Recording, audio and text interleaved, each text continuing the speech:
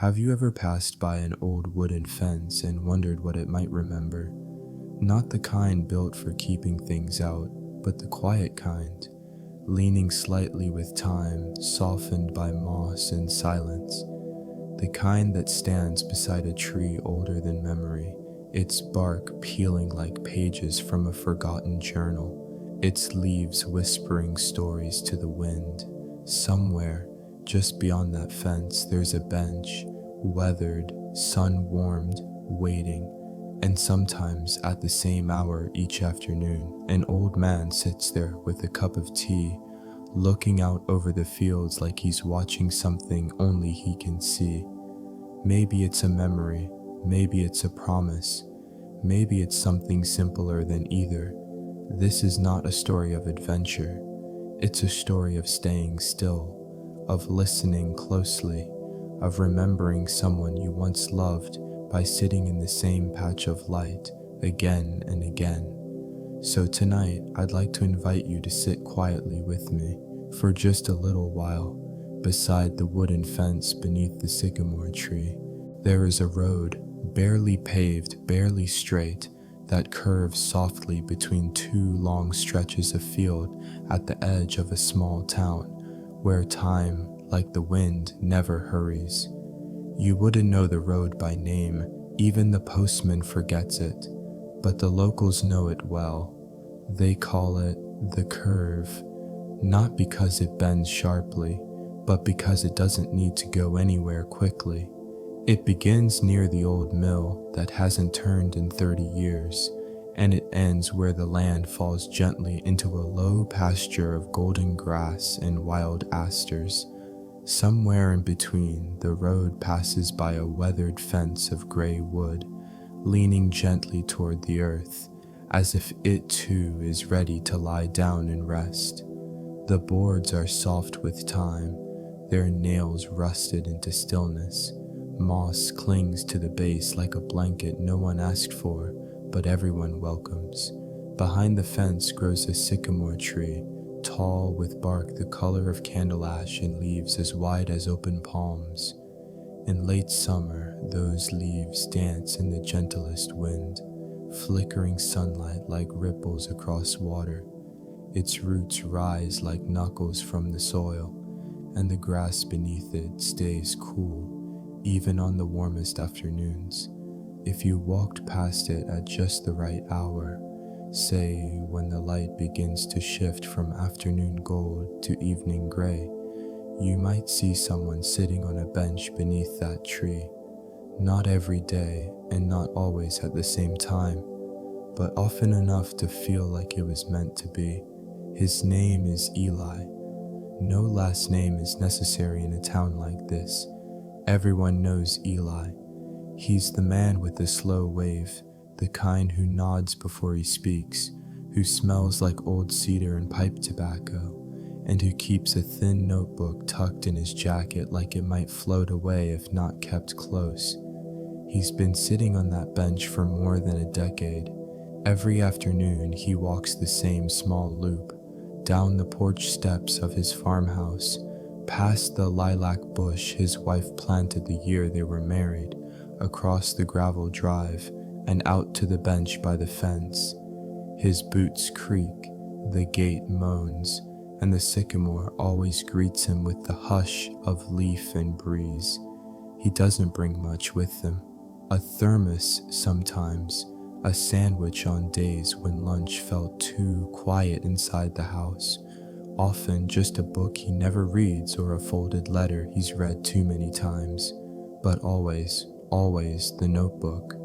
The bench too is simple, made of old barn wood, hammered together long ago by hands now gone. It's never been painted. It rocks slightly when he shifts his weight, and the right side leans more than the left. Still, it holds. Like Eli, it has learned how to bear things softly. Today, the air is still. The kind of still that makes even birds hold their breath. The clouds hang low, cotton-colored and heavy with waiting. Eli arrives at the fence a little later than usual. His steps are slower now than they were 10 years ago, but not unsteady. He knows where to place his feet. The gravel crunches beneath his boots, and the scent of the sycamore's bark reaches him before the breeze does. He eases onto the bench, taking the weight off his knees with a soft sigh that no one hears. He sets the notebook on his lap, the pages fluttering open like a bird stretching its wings.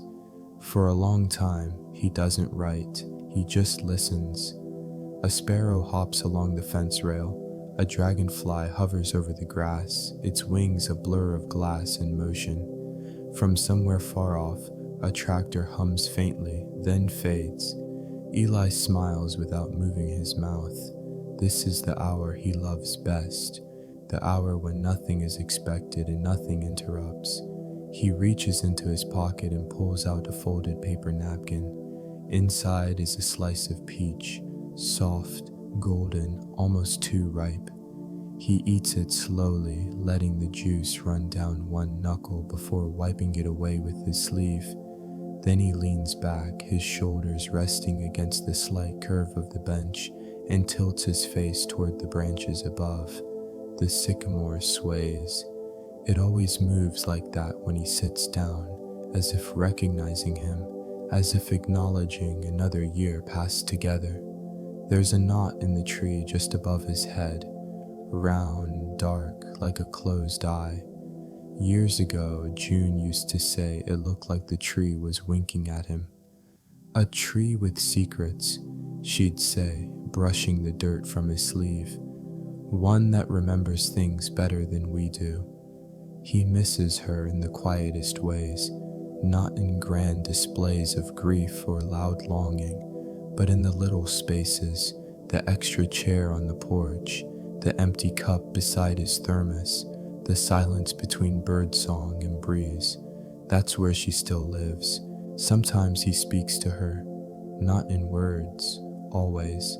Sometimes just with a glance, or the way he smooths the corner of the notebook with his thumb. She had a way of folding things, napkins, blankets, her hands, that made even disorder feel gentle.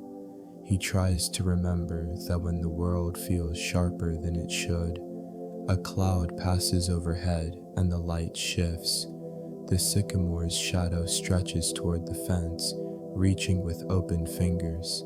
Eli watches it move, not hurriedly, but like someone strolling home. He opens the notebook. The pages are filled with small, careful handwriting, dates and weather, bits of memory, names of birds he's seen. A whole page about the smell of rain before it arrives. Another about the way June's laugh sounded when she was trying not to wake the cat. He flips to a blank page. Then, with a slowness born of reverence, he begins to write. The fence held the morning mist like a secret. The sycamore steady as breath. I sat, I remembered, I waited, and that is all. He closes the book, not because he is done, but because the moment has said enough. The wind stirs again, gentle, brushing his cheeks like a familiar hand. In the distance, the low hum of twilight begins, crickets tuning themselves, the day exhaling into evening. Eli stays a while longer, letting the quiet wrap around him like a warm shawl. He doesn't. Count the minutes. They will pass whether he watches them or not.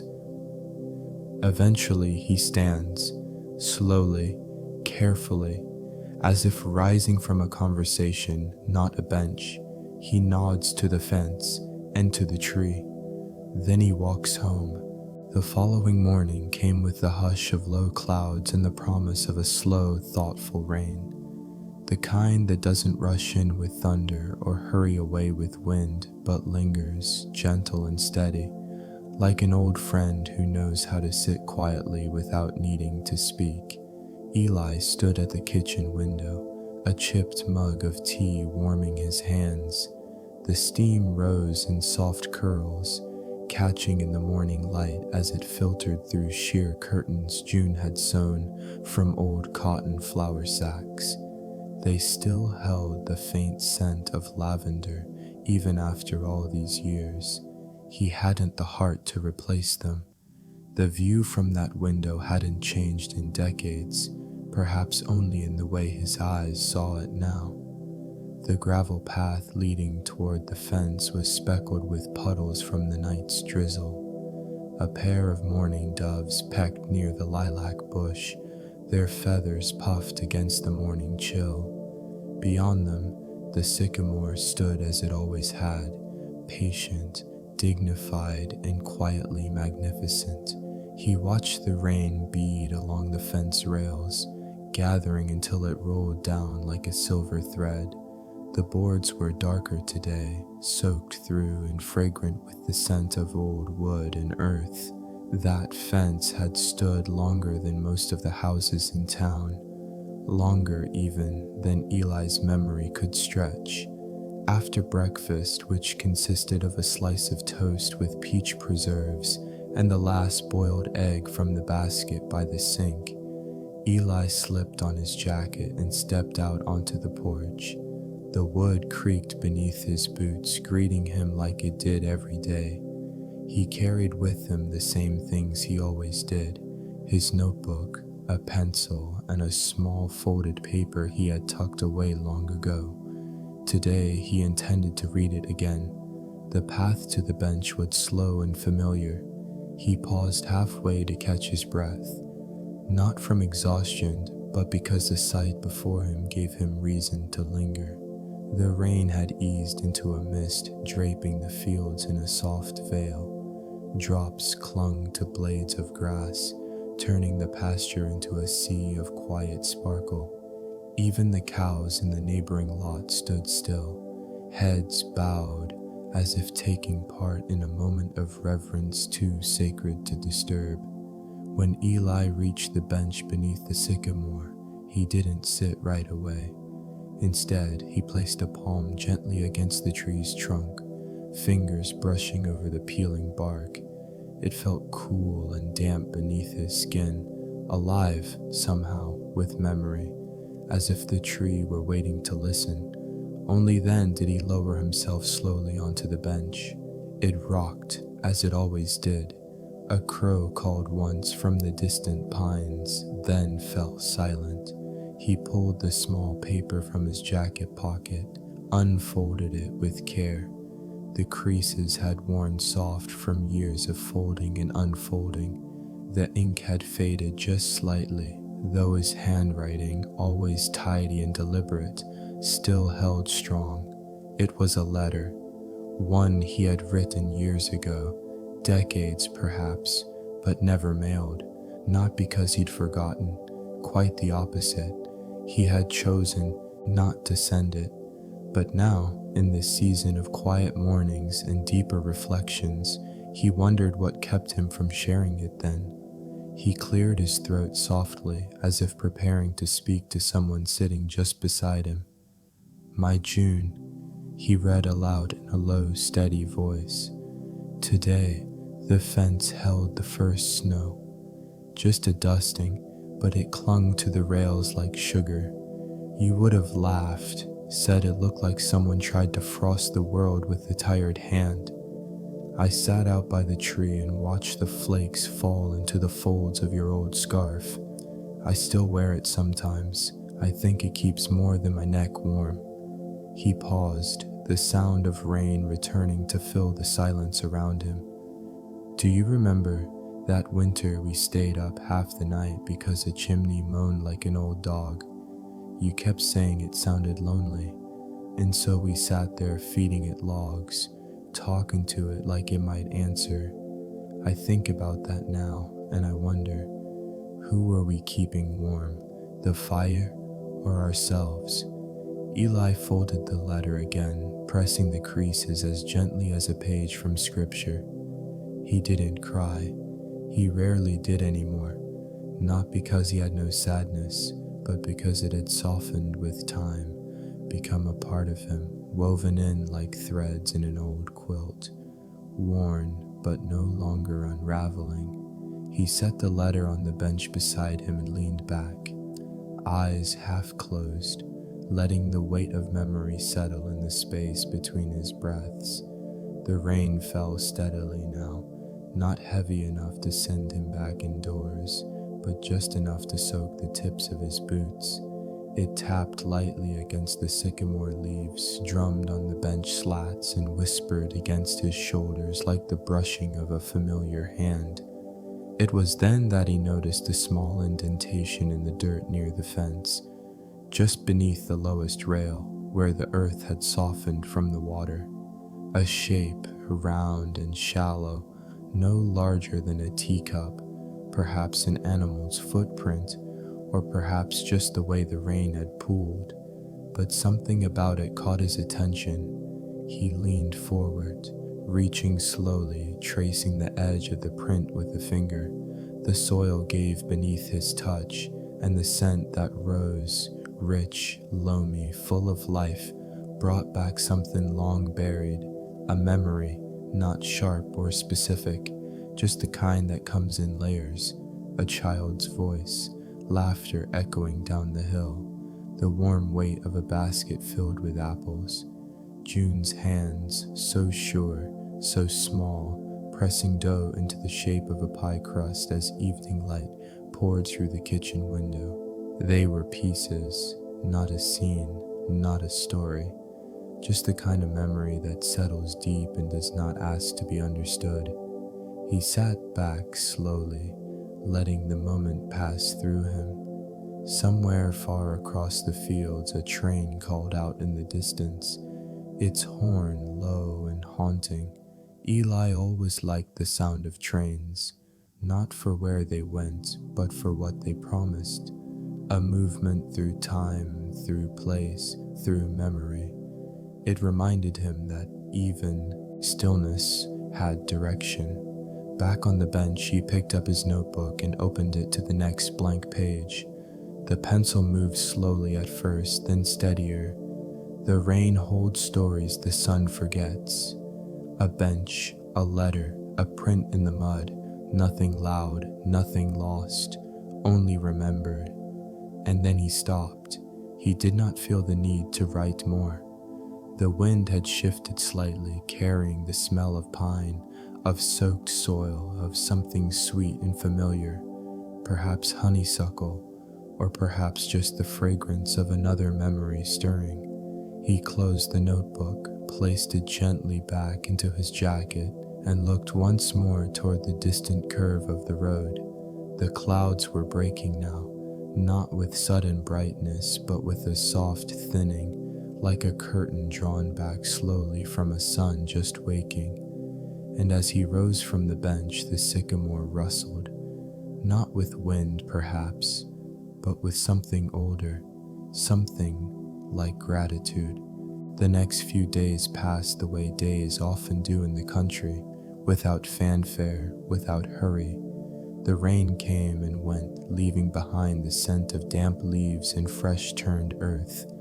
The sun returned in a quieter way, not blazing through the clouds, but diffusing gently across the fields like spilled milk across an old wooden table. Eli kept his routine. He rose early, not because he needed to, but because his body had learned the rhythm of morning.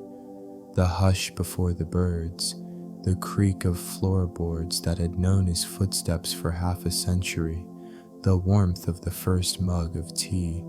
Most mornings he didn't speak a word until the late afternoon. There wasn't much reason to. The radio hadn't worked in years. The phone rang only when someone dialed by mistake, and Eli, having grown into the comfort of quiet, found that silence made good company, especially when filtered through the sounds of the porch. The soft click of a sparrow hopping across the railing, the wind threading itself through the gaps in the shingles, the sigh of the screen door as it gave in and closed behind him. But one afternoon, an ordinary one, sun-warmed and cicada-soft, Eli noticed something different. It began with a squeak, a high, brief sound like the hinge of a tiny gate or the first note of a fiddle before the bow draws. He looked up from his notebook. Coming down the lane was a small girl on a bicycle, No more than 10, he guessed. Her braids bounced with each rotation of the pedals. Her backpack swayed behind her like a bell on a horse's neck. She wasn't in a hurry, but she wasn't drifting either. Her riding had purpose, even if her destination didn't seem urgent. As she approached the fence, she slowed, coasting the last few feet, her sneakers dragging dust into little swirls. Eli sat still, his pencil poised in midair. She gave him a polite nod, serious, like someone much older, and stopped her bike beside the fence. "Hi," she said. Her voice was small, not shy exactly, but as if she knew this place was meant to be quiet, and she didn't want to break it too much. Eli nodded back. "Afternoon?" She looked at the tree. "Big one." He followed her gaze. "Been here longer than I have." She dismounted and leaned her bike against the fence with care. The way her fingers ran along the top rail made him think of someone greeting a horse. Gentle, respectful. "I'm Lucy," she said, settling cross-legged on the grass. "You live here?" Eli nodded. "Just down the way, past the lilacs." She plucked a blade of grass and began folding it carefully. "I ride this road after school sometimes. It's quieter than the main one. Mom says it's safer too." He didn't answer right away. There was no rush. Conversations like this didn't need to be steered.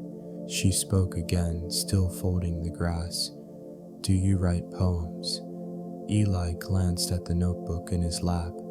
"Sometimes." "Are they about the tree?" He smiled faintly. "Some of them." Lucy looked up at the sycamore. "If I had a tree like that, I'd name it." Eli tilted his head. "You think trees might not have names?" She shrugged. "I don't know, but it feels nice when something has a name, like it belongs." He thought about that. There was a silence between them then, not awkward, not empty, just space for the world to continue being itself. The leaves overhead stirred. A single leaf detached and drifted down, landing on the bench beside him. He didn't brush it away. After a few more minutes, Lucy stood up, brushing grass from her jeans. She picked up her bike but paused before swinging a leg over. "I'll come by again," she said, almost as if testing the idea. Eli gave her a small nod. "I'll be here." And with that, she pedaled off, the sound of tires crunching gravel trailing after her like a soft tune. Eli sat still for a long while after she disappeared around the bend. He found he'd written nothing since she arrived, but that didn't bother him. There would be more pages. The following day, Eli found something unexpected on the bench. A paper cup, still warm, filled with lukewarm chamomile tea. No note, no footprints, just the quiet kindness of being thought of. He smiled to himself, sipped it slowly, and opened his notebook. "Chamomile," he wrote. "Not my favorite, but thoughtful. A girl with braids, a bench that listens. The world, perhaps, is not as empty as it sometimes feels." Days passed in a pattern that wasn't quite routine, but was something gentler. Lucy returned every few afternoons, always stopping just long enough to talk about school, or clouds, or the sound of the frogs near the creek. Sometimes she brought a cookie from her lunchbox. Once, a folded drawing of the tree with googly eyes and a smile. She named it Walter. Eli didn't correct her. He began to write more, not because there was more to say, but because there was someone who might one day ask to read it. He told her about the birds, the way robins tap the ground like they're testing for something. He told her about the fence, how his grandfather built it with oak and hands full of calluses, how June once painted one board blue by mistake and they left it that way. A small secret between them and the wind. Lucy listened, the way only children and very old friends can. She never interrupted, never hurried. She brought stillness with her, and that, Eli thought, was rarer than most things. One afternoon, a dog appeared. No collar, no bark, just a shaggy, mud-speckled creature with one torn ear and the kind of eyes that didn't ask for anything. He trotted up the lane, stopped by the fence, sniffed Eli's boots, and then settled beneath the bench like he'd been coming there for years. Eli looked down. "You don't ask for permission, do you?" The dog exhaled audibly, head resting on crossed paws. Lucy arrived not long after, and when she saw the dog, she grinned. "Is he yours?" Eli shook his head. "Don't think he belongs to anyone." Lucy sat beside the dog, scratching behind his ears. "He looks like a Henry," she said. Eli raised an eyebrow. "Walter the tree, Henry the dog." "Every place needs names," she said simply. And Eli, who had always believed the world didn't need dressing up to be beautiful, found he didn't mind it being named either. So Henry stayed. He came and went, always returning by late afternoon, sometimes tracking mud across Eli's boots, sometimes bringing twigs he refused to give up, but always he stayed close. Eli began to speak more, not just to Lucy, but aloud, to Henry, to the tree, to the fence, and to June, never long monologues, just a few words scattered like seeds. "Nice breeze today." "That cloud looks like a feather." "She brought peanut butter cookies, your favorite." And the fence listened, so did the tree, in the evening winds. Time passed not in events but in gestures, a nod, a leaf fallen, the soft weight of a dog's head on a shoe. Eli's bench became less a place to sit and more a place to return to, a place where names meant belonging, where silence was an invitation, and where memory no longer hurt like an ache, but hummed like a song. That afternoon, the air had the taste of warm fruit. It was the kind of heat that didn't press down but lingered, humming low like a fiddle being tuned from far away. The sycamore's wide leaves cast long shadows across the bench, dappling the worn wood in lazy ovals that swayed with every breeze. Lucy was late, not that Eli expected her every day, but in the quiet rhythm of recent weeks, her visits had become a part of the late afternoon, as steady and easy as the way shadows stretched across the fence rails at sunset. Henry was already there, of course, curled in the exact same spot he always chose, as if the roots had formed around his shape long ago. His breathing came slow and steady, one ear flicked now and then, more out of habit than need. Eli scratched the dog's back absent-mindedly and gazed out across the pasture. The grass shimmered gently like the surface of a shallow stream. Somewhere, someone was turning soil, a distant clatter of hoe and the murmur of metal on rock. He listened without leaning in, without needing to place it.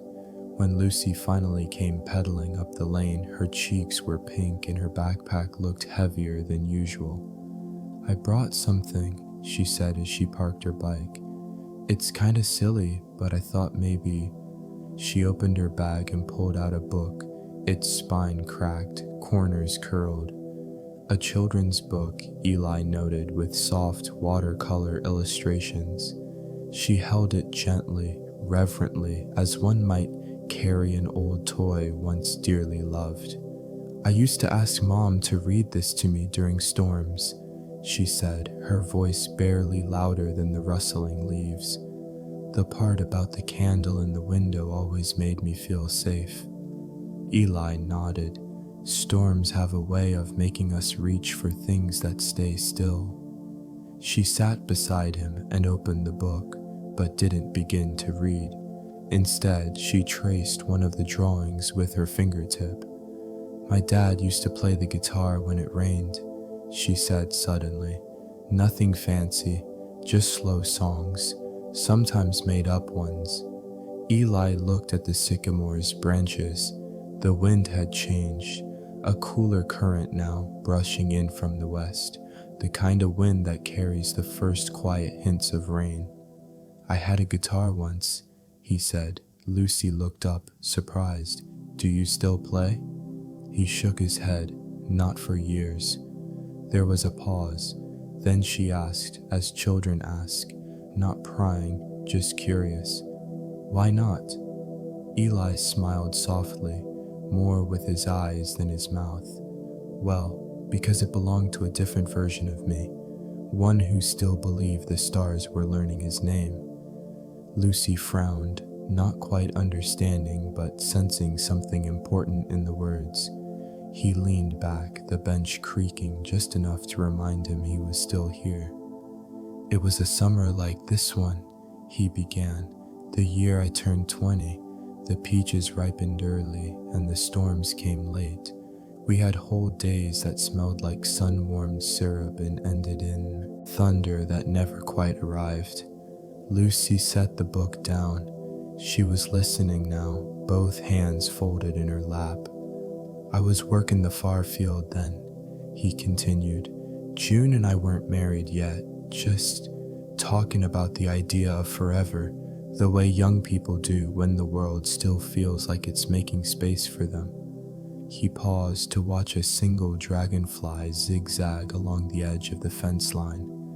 "I remember one evening in clear sky, just the first scent of rain. June had made cornbread and stew, and we sat on the back steps with bowls in our hands, watching the sky turn copper.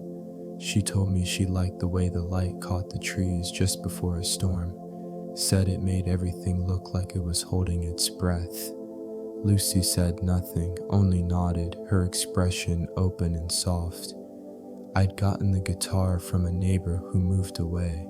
It was old and nicked along the edges, strings a little dull, but I played it that night. Just a few chords, a tune I made up as I went." He chuckled, the sound dry and brief. "Truth be told, I only had 5 songs in me, and 3 of them sounded the same. But June didn't mind. She said the important thing wasn't the song, it was the fact that I played it when the thunder was near, like I was trying to calm the storm." The wind rustled again, stronger now. Henry lifted his head, sniffed the air, and sighed. "She lit a candle that night," Eli said, his voice lower now. "We sat by the window and watched the trees bend. Rain came in sheets, tapping against the panes like fingers looking for shelter. I played until my fingers ached. Then we sat in silence, watching the flame flicker in the breeze sneaking under the sill." He stopped for a moment. "It's strange what you remember," he murmured. "Not the big things, not the job I had, not the news that week, but the way the candlelight hit her cheek, the way she leaned against my shoulder and said, 'I like the sound of rain best when it's got a song behind it.'"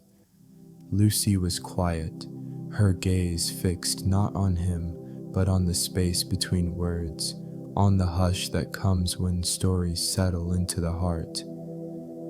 Eli didn't speak again for a long while. The first drops of rain began to fall, light, hesitant, soft as a lullaby.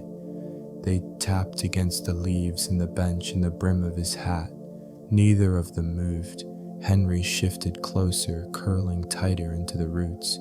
Finally, Lucy asked, "Do you miss her every day?" Eli didn't answer right away. Instead, he looked at the fence. A few slats were more crooked than before. One had a crack down its middle, moss filling the gap like a secret being kept. "Not every day," he said. "Some days I carry her so close I forget she's not still here. Other days I just sit and let the space she left keep me company."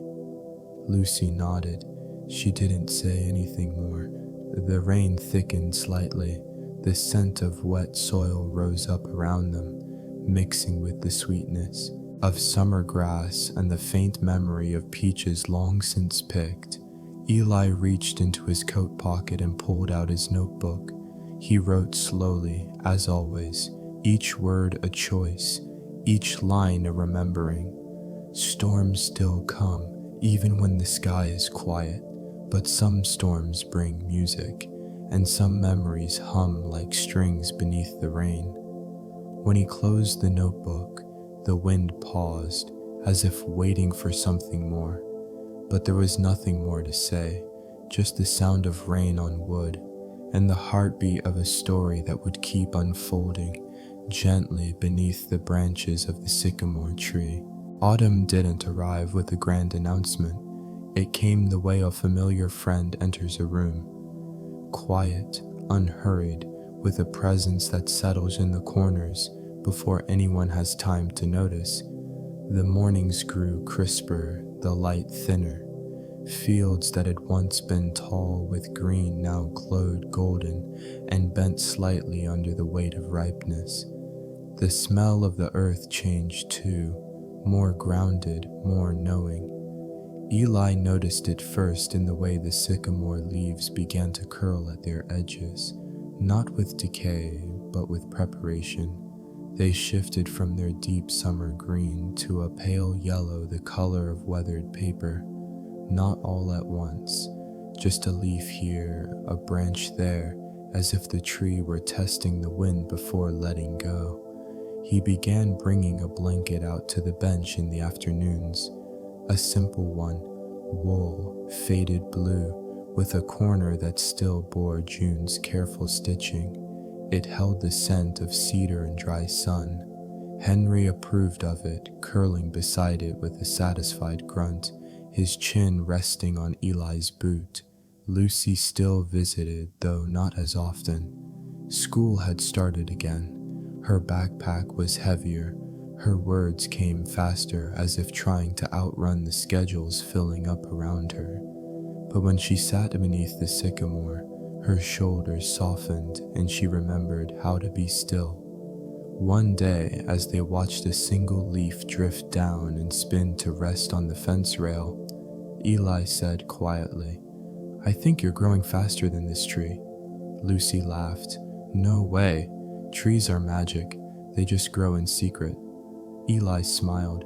"So do people." She tilted her head. "Do grown-ups still grow?"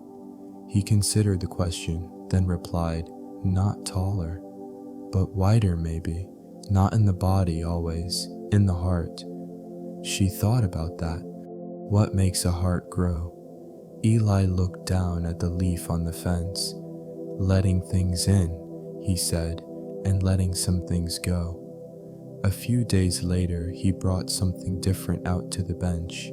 Not the notebook, not the thermos, but a box.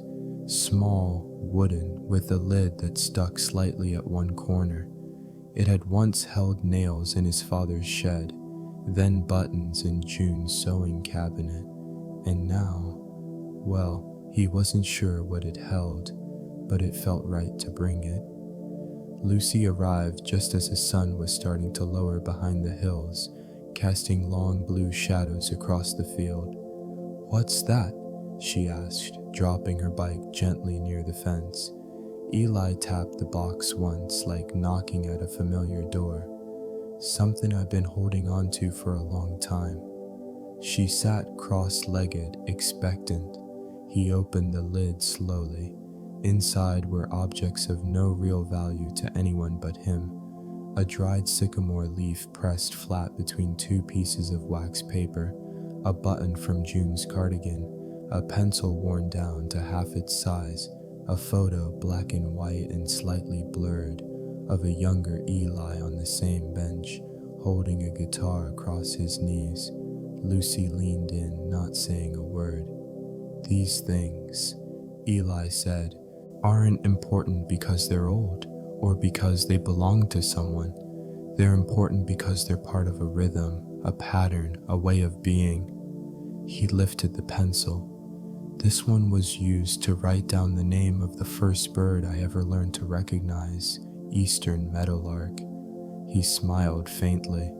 I spelled it wrong. Lucy grinned. What's this button from? June's sweater. She used to sew on the porch during fall when the afternoons felt like tea. She ran a finger over the sycamore leaf in the wax paper. It's perfect. No leaf stays perfect, he said, but some are remembered that way. He closed the lid gently. Then, after a moment, he said, I've been thinking I might not need to hold on to these forever. Lucy looked surprised. You're giving them away? Not all at once, and not to be kept, but maybe passed through, like a whisper, like a song you hum once and let go. She nodded slowly, as if understanding more than she could explain.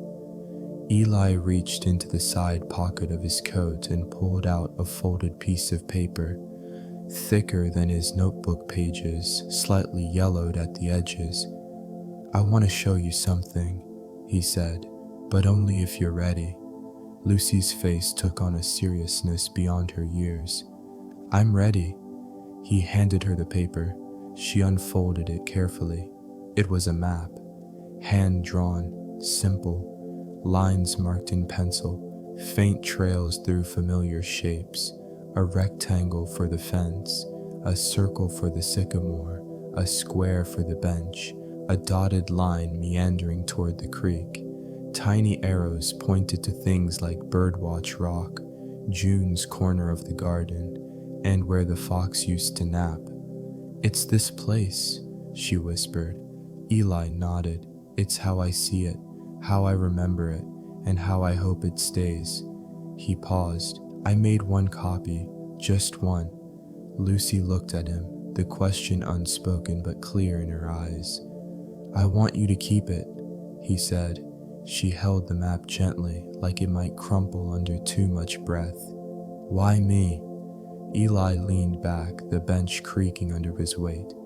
Because you came, you sat, you listened, and you named things. He looked toward the horizon, where the first stars were beginning to press through the blue. And maybe, one day, when you're older, you'll sit here and tell someone else about the dog named Henry, and the tree named Walter, and the man who wrote things down even when there was nothing new to say.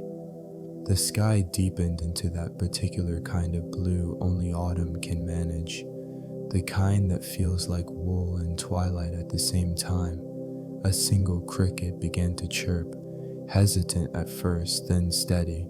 Lucy folded the map and tucked it into her backpack. Do you think I'll forget?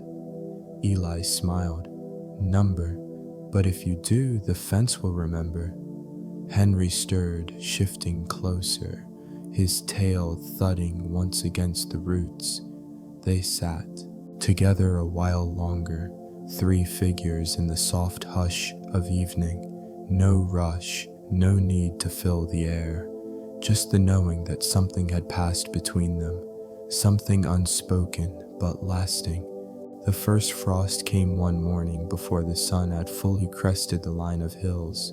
It glazed the tops of fence rails and kissed the tips of the tall grass, leaving everything looking slightly silvered, as though the land had stayed up all night polishing itself in quiet preparation for a new season. Eli noticed it from the porch, hands curled around his usual mug of tea, though lately he found himself favoring peppermint over black. Something in the coolness of the air asked for gentler comforts. He stood in the doorway a little longer than usual, watching the mist roll in low across the pasture, wrapping itself around the base of the sycamore like an old quilt. The tree did not seem bothered by the cold. Its limbs were nearly bare now, each branch dark and skeletal, like careful handwriting across the sky. He didn't see Lucy that week, not on Tuesday, which had become something of a tradition. Not on Thursday either, when the sun had shone all day and Henry spent a lazy hour chasing wind-blown leaves across the fence line. Eli didn't worry. Children have their rhythms too, waves that crest and fall with schoolwork, family dinners, colds caught from classmates, and the unpredictable tides of growing up.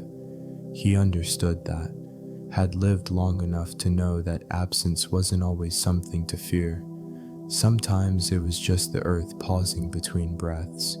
Still, he noticed, not in the way of missing someone, but in the way a field notices the loss of one blade of grass. The air feels just a little wider, a little quieter. He brought his notebook to the bench that Thursday, the blanket, too, not because he was cold, but because June had always believed comfort was something you gave yourself on purpose.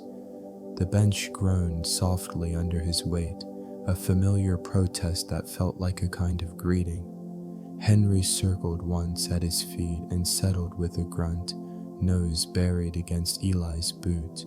The wind had picked up that afternoon, dry, brisk, and full of leaves tumbling across the road like paper boats in a stream. Somewhere in the distance, a crow called. Once. Then silence.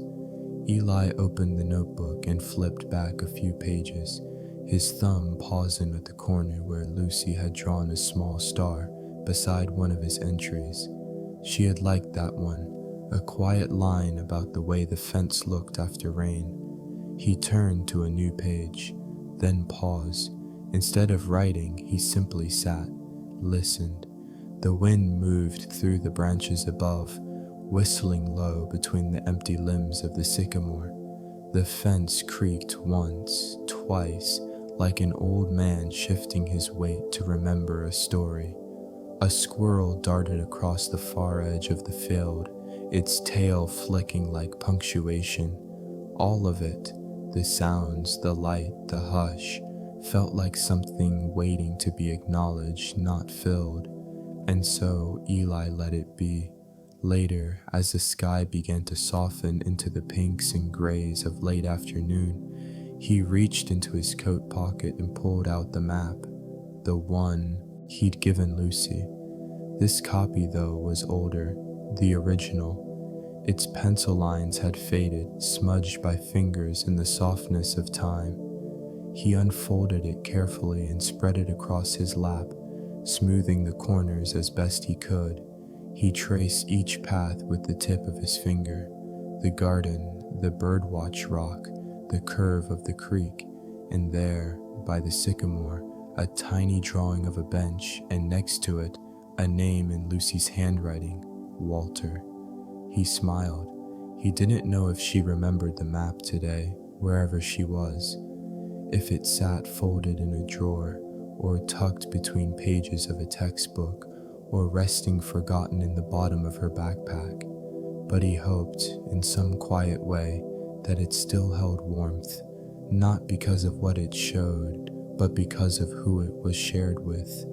The next morning, Eli rose early. He felt the shift in his bones first, the kind of dull ache that whispered of cold weather and time past. He moved slowly, but not reluctantly. There was peace in this season of slowness. Out by the fence, the air had stilled, the kind of stillness that comes not from silence, but from a land catching its breath before winter. Henry was already there, sitting up straight, tail tapping lightly against the roots. Eli took his place on the bench, pulled the blanket around his knees, and watched the world without urgency. Birds came and went, sparrows mostly, flitting in nervous pairs from one post to the next. A hawk circled far above, its cry slicing through the quiet. The sky was pale, a faded blue, the kind of blue that felt honest. He opened the notebook again but didn't write. Instead, he closed his eyes and leaned his head back, and the bench, as if remembering his weight from years before, tilted just slightly to hold him better. He let the images come as they pleased. June, humming in the kitchen as she dried dishes, the way her fingers always smelled faintly of lemon and thyme. Lucy, balancing one foot on her bike pedal, asking if trees get lonely. Henry's first day, muddy, quiet, and full of trust. These weren't memories in the usual sense. They were more like weather, not moments he conjured, but seasons that passed through him one after another, settling into the soft corners of his mind. Later that week, a light snow fell, just a dusting, barely more than a whisper. It melted by mid-morning, but Eli had watched it from the porch with quiet delight. The way it softened the fence, masked the uneven ground, turned even the sycamore's dark limbs into something gentle and dressed. He didn't see Lucy that day either, but he did find something small, a ribbon, red, frayed at the end, tied carefully to one of the fence slats. It hadn't been there the day before. It fluttered in the wind, a little uncertain, but holding on. He left it there, didn't need to ask, didn't need a note. Some things are said better without words. That night he wrote again. She didn't come today, but the fence did, and the sky, and the wind that sounds like remembering. That's enough. He closed the book and sat still for a while, the ribbon flickering just within sight, the branches overhead quieting for the evening. And so, for a time, the world became even quieter. The visits became less frequent, but not less meaningful. And Eli, who had lived through wars and droughts and the endless noise of progress, found comfort not in what stayed the same, but in the way things changed slowly, with care, the way the land taught patience, the way the fence taught him how to lean even when the nails no longer held, and the way silence taught him that being alone was not the same as being forgotten. Winter settled into the valley the way an old quilt settles over tired knees, slowly, softly, without demand. The fields were no longer green nor gold, but wore the neutral tones of sleep, muted browns, soft grays, and the occasional pale shimmer of frost. The trees, bare and exposed, stood like quiet sentinels, waiting not for action, but for stillness. The sycamore by the fence was the last to surrender its leaves. It held them longer than the maples, longer even than the oak up near the road. But one morning, Eli stepped outside and found the branches clean, the ground beneath blanketed in a circle of crisp yellow fans, some already fading at the edges. The tree, even naked, did not seem diminished, only more certain of itself. Eli had begun layering his clothes even indoors. The floorboards creaked colder now, and the kitchen windows fogged up more quickly than they used to. The kettle on the stove became his clock, not by ticking, but by how many times it boiled in a day. Henry, ever faithful, had grown more reluctant to leave the warmth of the porch. He'd wait at the door, nose pressed to the seam, until Eli gave the nod. Only then would he pad across the brittle grass, down the familiar path, and curl at the base of the bench like a leaf blown back to the same place again and again. Lucy hadn't come in a while, not since the ribbon.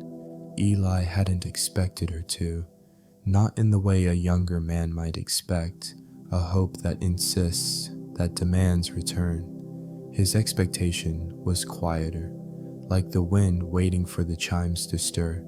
Some days he brought the little wooden box back out with him, not to open it, but simply to set it beside him on the bench. It was enough to know it was there, resting lightly on the worn wood, its weight familiar. Other days he brought the map, folded, tucked into his coat, unfolded with care. The pencil lines were faint now, the trail softening, but the shape still held. The creek, the garden, the place where the fox had once slept beneath the blackberry bramble. Even in winter, Eli could see those places in his mind, green and full, as if time folded back on itself just for him. One morning, the snow came, not a storm, just a steady whispering fall that began before sunrise and didn't stop until the sun had long since passed its highest point. The world hushed under its touch. Fence posts wore soft white caps.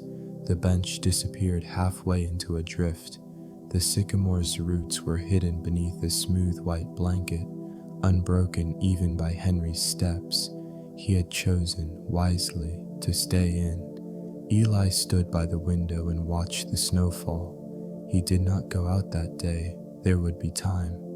2 days later, when the sky cleared and the sun returned in that soft winter sort of way, more glow than heat, Eli stepped outside. Each step crunched beneath him. The air was sharp but not cruel. He moved slowly, not from stiffness, but from a desire not to break the moment. By the time he reached the bench, the snow had formed a shallow dip where he usually sat. He brushed it away gently, layer by layer, until the wood appeared again. Cold, dry, familiar. He sat, and for a long time he said nothing. The sound of winter was all around him, branches groaning under the weight of snow, a single crow calling once and then flying on, the faint ticking of ice crystals settling into each other like tiny frozen hearts beating in sync. Eli reached into his coat and pulled out an envelope. Not new. The edges were softened, the crease carefully folded.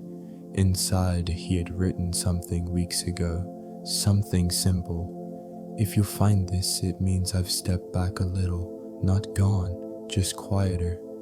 The tree still knows my name, the fence still holds my stories, and the map is yours if you still want it. He slid the letter into the wooden box, closed the lid, and placed it carefully beneath the bench, tucked into the shadow where the snow rarely touched, where the ground stayed dry longer than the rest. A quiet gift, not dramatic, not final, just waiting. The following morning, the snow had started again, tiny flakes, lazy, like ash falling from a distant sky. Eli stayed indoors, wrapped in a wool shawl, reading the same 3 pages of a book he had read too many times to count. He didn't mind. Some stories grow deeper with each return. Henry snored at his feet, twitching now and then, perhaps dreaming of squirrels or sunny fields or Lucy's careful hands scratching behind his ears. The house creaked differently in winter. The silence was heavier, but it was not lonely, not anymore. Eli's thoughts drifted, not toward the past, nor even toward what would come next, just sideways, like the way light changes near dusk. He thought about how things passed from one hand to another, without ceremony, a pie recipe, a garden path, a story, or a bench. He returned to the fence less softened in the weeks that followed. Some days the snow was too deep. Other days the wind howled too long through the cracks in the porch rail. But the bench remained, the sycamore held steady, and the little box stayed tucked away beneath it, quiet and certain, like a candle that had not been lit yet but was ready. One morning, perhaps a week after the new year, there were fresh footprints in the snow, not large, not hurried, just 2 lines of prints, coming from the road, curving down toward the sycamore, stopping near the bench. Eli smiled when he saw them. He didn't go outside, didn't need to. Some stories continue without you watching. And that afternoon, as the sky shifted from its pale gray into a delicate lavender, he took out the notebook. His hand trembled slightly as he wrote, but the letters were still sure. She came again. No knock, no words, just the soft mark of being here, a print in snow, a kindness left behind. He closed the notebook, set it beside the kettle, and watched as the wind picked up again, carrying the scent of something distant but familiar, like a fire lit in another house, or the sound of someone you once knew humming from another room. It had been a long stretch of gray, the kind of winter where days blurred together, not from weather alone, but from the way silence began to settle into the walls and drift into the folds of the curtains like a kind of dust. Mornings came slowly. Light filtered through the windows as if unsure whether it had been invited. The tea kettle whistled at its own pace, a sound more familiar now than any conversation. Eli spent more time inside than out. It wasn't that he couldn't walk the path to the fence. It was that the world itself seemed to be asking for quiet. Even Henry had grown accustomed to long naps by the fire, his breathing deep and even, as though he had joined the season in its long exhale. But that morning something changed. A shaft of light broke through the kitchen window in a way that caught Eli's attention. It fell across the table, warming the grain of the old wood and casting soft golden edges across his teacup. Outside, the snow had softened, no longer crisp, but glazed over like icing left just long enough to shine. The wind had calmed. The air, though still cold, no longer bit. Eli stood slowly and pulled on his coat. He didn't rush. He never did. His movements, like the seasons, were measured, careful without being cautious, practiced without being performative. Henry looked up as he moved toward the door but made no effort to follow, just gave a soft thump of his tail before laying his head back down. A silent blessing. The path to the bench was mostly covered still, though the sun had begun to eat away at the thinner parts, revealing patches of brown grass, matted and pressed flat like old linens. Eli stepped carefully, following the prints he had left days ago, each one faint now, but still legible. When he reached the bench, he paused, not because of the snow, not even because of the cold, but because something was different. On the third slat of the fence, just above eye level, a small dried flower had been tucked between the wood, its stem threaded gently through a knot in the grain. It was pale in color, maybe once yellow, now the color of parchment, its petals curled inward like hands in prayer. He stepped closer, peering at it without touching.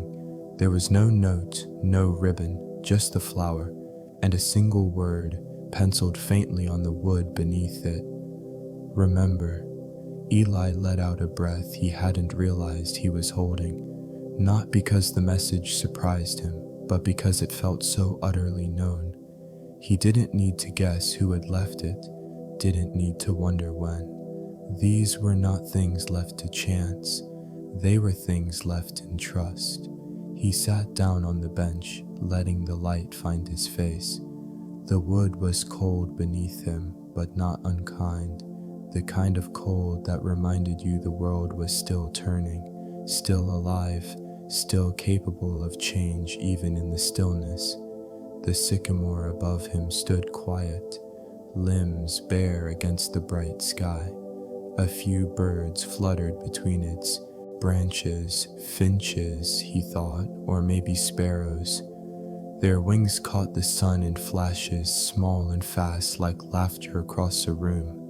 He looked again at the flower, then closed his eyes, and for the first time in a long while, he did not reach for his notebook.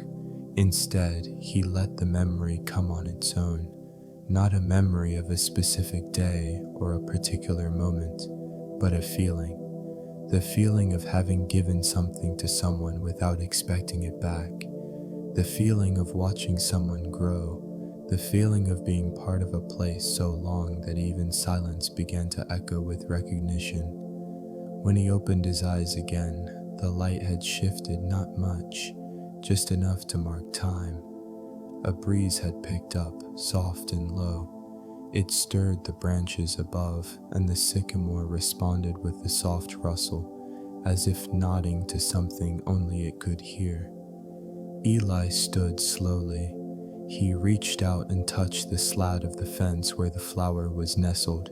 He did not remove it, only made sure it stayed steady in the wind. Then, from his coat pocket, he pulled a small strip of paper, ripped from the back of a grocery list, edges uneven. With the same pencil he kept tucked behind his ear, he wrote a word. Not long, not elaborate, just something to place across from remember. He slipped it carefully beneath the same knot in the wood, letting the edge peek out, fluttering slightly in the breeze.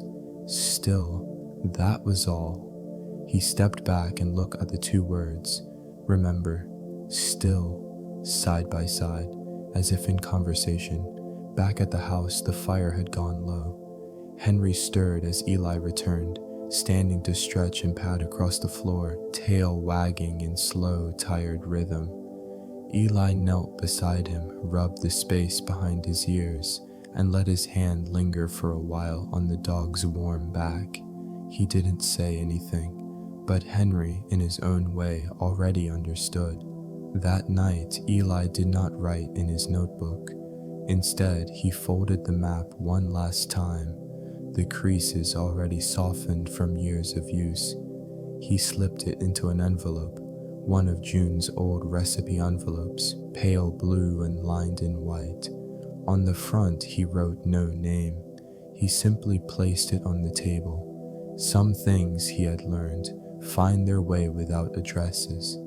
The snow returned that weekend, heavier than before. The world disappeared again beneath white, but this time it didn't feel like silence. It felt like waiting, like breath held before the first note of a song, like roots stirring beneath frozen soil, like the space between stories. The snow didn't melt all at once. It never does. Instead, it shrank in slow, uncertain patches, retreating along fence lines, disappearing first where the sunlight lingered longest, clinging stubbornly to the northern corners of barns and tree trunks. What remained wasn't green or sudden, just damp earth pressed flat beneath where the drifts had once curled like sleeping animals. Eli noticed it one morning from the kitchen window, the base of the sycamore now visible again, its roots dark with thaw. The bench too had emerged, first the backrest, then the slats beneath it, as if rising gently from a long sleep. He buttoned his coat slowly, the way he always did in early March, half expecting wind, half hoping for mercy. The old wool scarf June had knitted him decades ago still sat by the door. He wrapped it once around his neck, then again, and stepped outside. Henry followed at a distance today, not in a hurry, but not hesitant either. The dog had learned in his own quiet way the rhythms of the season. The first thaw didn't mean warmth, only the possibility of it. The path was wet beneath Eli's boots, and the mud held onto him as if trying to remember. The grass was still brown, matted down in patches, but here and there, a stubborn blade of green had begun to peek upward, quiet and soft, like a whisper returned after a long silence. And then he saw it.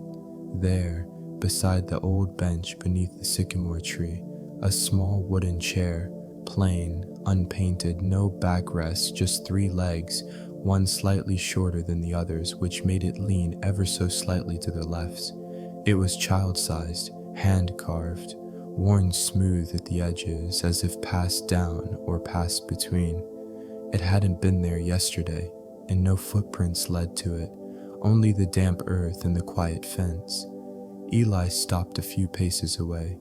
He didn't smile, not in the usual way, but something behind his ribs shifted like an old drawer opening after being stuck for years. He walked the last few steps slowly. Henry came up beside him, sniffed the base of the small chair, then curled in his usual spot, letting out a breath that sounded more like agreement than curiosity. Eli sat on the bench. The new chair didn't lean against it. It didn't crowd, it simply existed, like a pause between thoughts. He didn't touch it, didn't move it, didn't need to. The days that followed were full of small changes. A robin returned to the fence post on the far side of the field. The creek behind the pasture began to murmur again, not loudly, but insistently, like someone humming a tune they hadn't yet remembered the words to. Each day, Eli brought something with him. One day, it was a folded cloth napkin, another, an extra thermos of tea, and once, on a particularly still morning, he brought nothing at all, just himself, his coat, and the knowing that someone else had remembered. The chair remained. Sometimes it was empty. Sometimes it held a pine cone or a small smooth rock. Once, a folded piece of yellow paper with the outline of a bird drawn in the softest pencil. Eli never caught anyone in the act, but he didn't try to. Some exchanges were better when they arrived like wind, felt but not held. One Tuesday, when the sky was more blue than gray, Lucy returned. She came walking this time, not riding her bicycle. Her boots were muddy, her hands in her pockets. She had grown taller. Not much, just enough that Eli noticed how her sleeves no longer covered her wrists completely. She didn't say anything as she approached, just gave him a nod, the kind people share when words are unnecessary. Then she sat on the small chair. It creaked once beneath her weight, then stilled. Henry lifted his head, gave a soft thump of his tail, then lay it back down. They sat that way for a long time. No one spoke. The sun moved quietly behind them, warming the fence rails just enough to bring out the scent of wood. Finally, Lucy said, "I wasn't sure if you'd still be here." Eli nodded slowly. "I wasn't sure if you'd still come." They both smiled gently. She reached into her coat pocket and pulled out something wrapped in wax paper. Unfolding it, she revealed 2 shortbread cookies, slightly crumbled but still whole. She handed him one. He took it without hesitation. They ate in silence. The wind brushed through the sycamore branches above, stirring a few of the drier leaves that hadn't fallen in autumn. Then she said, "Did you see the flower?" He nodded. "And the word?" He nodded again. "I left one too." She turned, looked at the fence.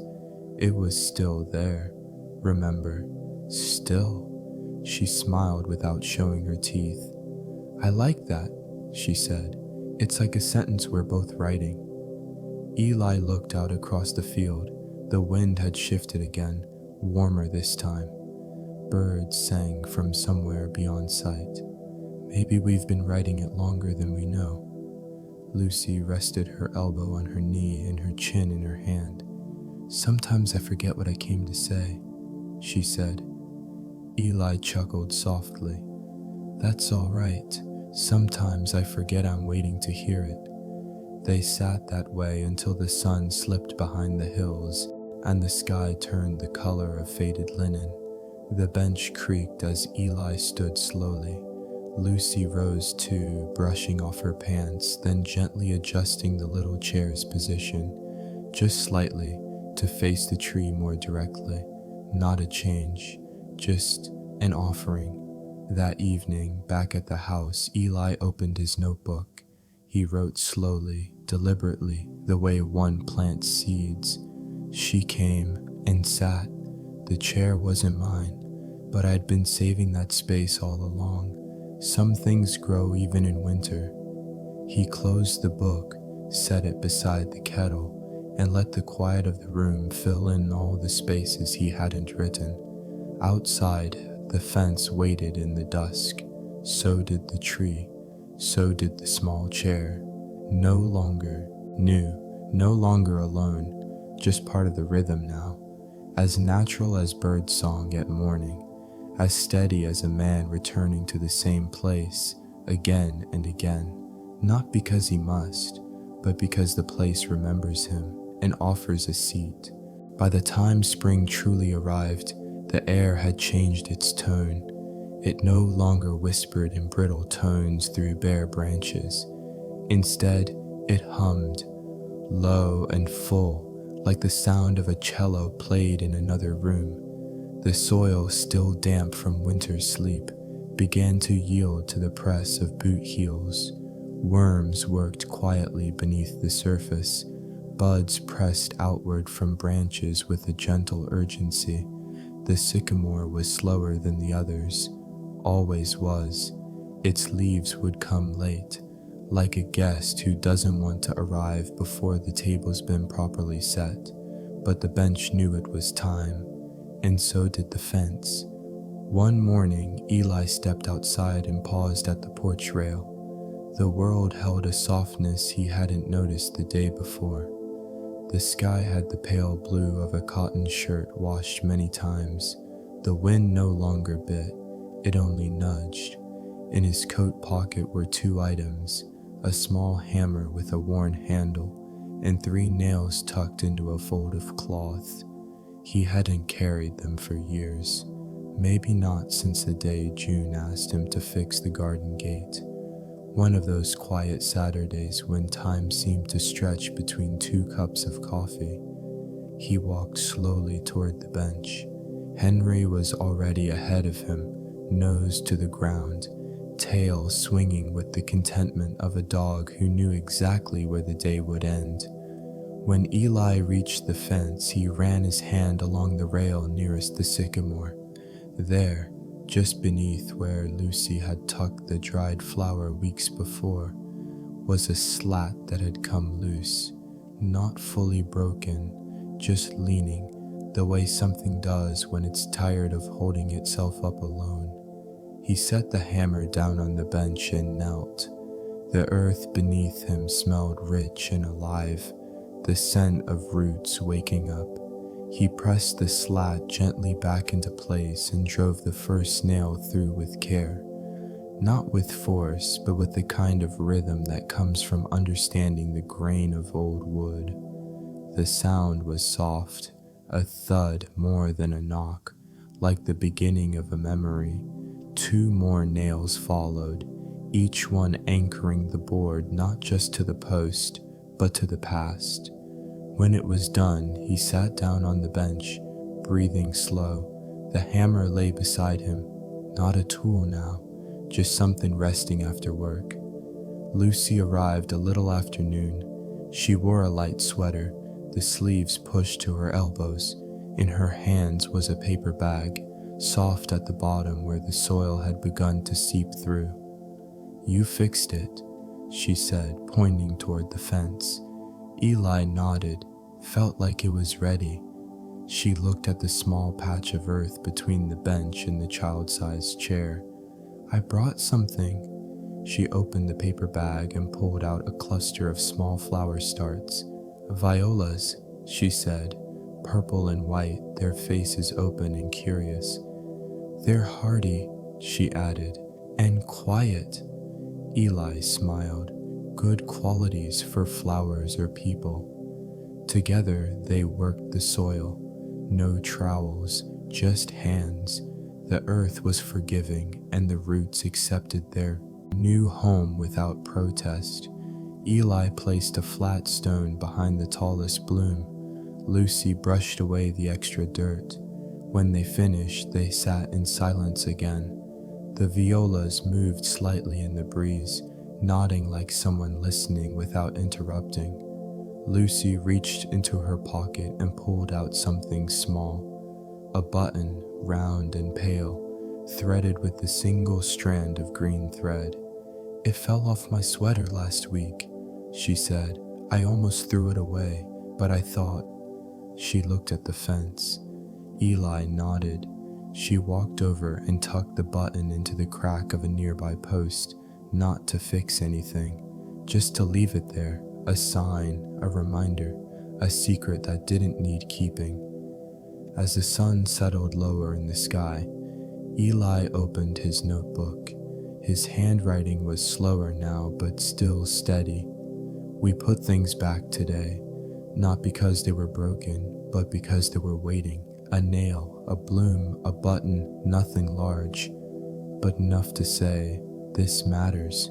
He closed the notebook and rested it on his lap. Lucy leaned her head on her hand, watching the sky shift color, blue to gold, then the soft gray of evening. Eli let his eyes rest on the fence. The slat he'd fixed didn't stand out.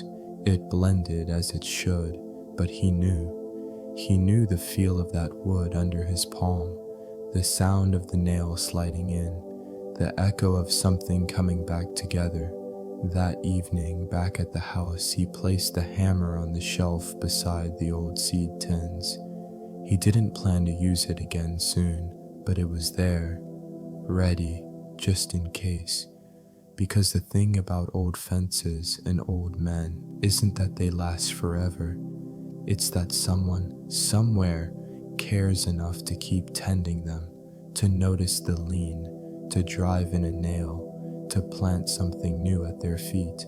It had rained softly in the night, not a storm, not even a proper downpour, just the kind of slow, steady rain that falls as if the sky itself were remembering something quietly. By morning, everything held a dull gleam. Fence rails, stone steps, even the undersides of leaves seemed to shimmer like old silver. Eli stood by the porch post sipping tea from his chipped mug. The steam rose gently into the cool air, curling like thread in the stillness. The robins had returned. He watched one hop along the garden edge, stopping now and then to listen, tilting its head as if deciphering the language of worms. There was something reassuring in its rhythm. Peck, pause, peck again. Henry lay stretched across the porch boards, one eye half open, the tip of his tail giving the occasional tap. He didn't need to be alert. Not today, not anymore. Eli didn't plan to walk to the fence just yet. The ground would be soft from the rain, and he preferred to give the earth a little space to breathe before stepping across it. But then he noticed something. The red flag on the old mailbox, more rust than paint now, was down. It had been up the evening before. That could mean nothing, of course. The wind sometimes toyed with it, lifting and lowering it with the mood of the air. Still, Eli stepped off the porch and walked slowly down the gravel path. The mailbox sat a few feet past the lilac bush, leaning slightly like an old man who prefers his weight on one leg. Its lid creaked in protest as Eli opened it, revealing the usual emptiness. Except for one thing, a single envelope, no stamp, no return address, just his name, Eli, written in the center in careful slanted handwriting. Not June's, not Lucy's either, but familiar in a way that made his chest stir. He turned it over, nothing on the back. He didn't open it right away. Instead, he stood there for a long moment, holding it loosely in one hand, as if weighing not just the paper, but the memory it carried. Then, with quiet ceremony, he walked back to the porch, sat in his usual chair, and unfolded the envelope with fingers that had long since learned the pace of reverence. Inside was a single sheet of thick paper. The ink was dark, the lines neat. The message began without greeting. "The flowers by the chair are doing well. The purple ones have opened wider. The others are slower, but I think they'll come around." Eli paused, smiled softly. He continued reading. "The fence still creaks when the wind hits from the west. There's a new squirrel nesting in the upper limbs of the sycamore. I saw it carry a whole crust of bread up the trunk yesterday. I thought you'd appreciate that." The letter didn't say who had written it, didn't ask anything, didn't explain. It simply observed. "The bench looks steadier now that the rail is fixed. I didn't know old wood could learn to stand up straighter again. but I guess we all can in our way. There's a quiet here that still remembers your name. That's all, just wanted you to know. Eli folded the letter slowly. He didn't tuck it away. He didn't need to. Instead, he placed it on the arm of the chair beside him, weighted gently with the smooth river stone June had once kept near the window to hold open napkins on breezy afternoons. Henry stirred, then settled again. Eli looked out toward the fence. The flowers were indeed blooming wider. The little chair sat in its usual spot, leaning slightly, but holding its shape. And the sycamore, barely touched yet by spring's full hand, seemed to lean a little too, not toward the sun, but toward the bench, toward the chair, toward whatever had grown up between them over the long, quiet months. That afternoon, Eli walked down to the fence. The path was still soft, but firm enough beneath his boots. He didn't bring the notebook, didn't need to write today. The letter had done the talking. Instead, he brought a small tin box. Inside were seeds, tiny, pale, nearly weightless, marigolds. He and June used to plant them along the fence line every year, claiming they kept the deer away, though Eli had always suspected the deer didn't mind them one bit. He knelt beside the child's chair and pressed his fingers into the soil, planted the seeds in a short, uneven row. He didn't mark them, didn't water them yet, just let them sit there, held by the earth, watched over by the fence, by the tree, by the wide sky. That evening, the wind picked up again, not harsh, but purposeful, the kind of wind that makes you look up from your chair and say nothing, but feel everything. Eli watched the branches sway, watched the clouds gather. He sat with the letter in his lap. At some point, he read it again, and this time he murmured the last line aloud. There's a quiet here that still remembers your name. He repeated it once, then again, and the fence perhaps answered, not in words, but in the way it stood, weathered, leaning, and still holding. There are some stories that don't begin with a name. They begin with the sound of a bootstep on wood, or the scrape of a coat sleeve against a bench, or the quiet exhale of someone settling into a seat that remembers their weight. Eli had been sitting on the bench beneath the sycamore for nearly 2 decades, but he hadn't been the first. He remembered the man who came before him, not vividly, not in the way of sharp details, but in the way old houses remember. Creaks in the floorboards, fingerprints worn into door handles, and habits that remain even after the person has gone. It was a late spring afternoon when Lucy asked him quite suddenly, "Did you always sit here alone?" Eli looked up from his notebook. His pencil paused in the soft space between thoughts. He glanced toward the fence, then the little chair, and finally let his eyes rest on the roots of the sycamore. "No," he said gently, "not always." She waited. She'd learned how to do that, how to sit in silence without pressing. Eli let out a soft breath, the kind that comes not from weariness, but from turning over a memory with both hands before offering it. "There was a man," he said, "before me, older than I was even when I first moved here. I never asked his name." Lucy tilted her head. "Why not?" "Because he didn't offer it," Eli said with a shrug, "and because sometimes names get in the way." The man had sat on the bench in the same spot Eli now claimed, right near the middle, where the back slats curved just enough to hold the shoulder comfortably. He wore the same coat nearly every day, brown canvas worn at the cuffs, with a tear along the left elbow that never seemed to get any worse. He carried a small radio once, back when the airwaves still hummed with AM voices and tinny songs.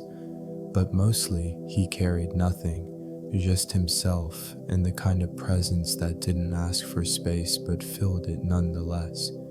He would arrive mid-morning, never early, walked slowly, like someone who'd stopped trying to beat time and had chosen instead to walk beside it. Eli, still a younger man back then, would sometimes wave from the porch. The man would tip his cap but never cross the distance to speak.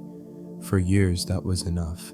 2 men, 2 spaces, 2 quiet acknowledgments in the shape of a nod. One summer, Eli told Lucy, during plum season, must have been 20 years back, I sat on the porch with the basket in my lap, watching the fruit fall from the tree, and I heard that old bench creak louder than usual. Lucy smiled faintly.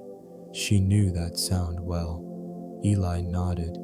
I looked up, and the man, he was trying to stand, but the bench had leaned back too far, and he stumbled a bit. He paused, chuckling softly. I went over, helped him steady himself. First time we'd spoken. What did he say? Lucy asked. Eli's eyes grew softer. He said, funny thing about old wood, it shifts under you if you sit long enough, but I reckon that's fair. We all do. Lucy laughed, and Eli joined her, the sound brief but full. That was the only sentence I ever heard from him.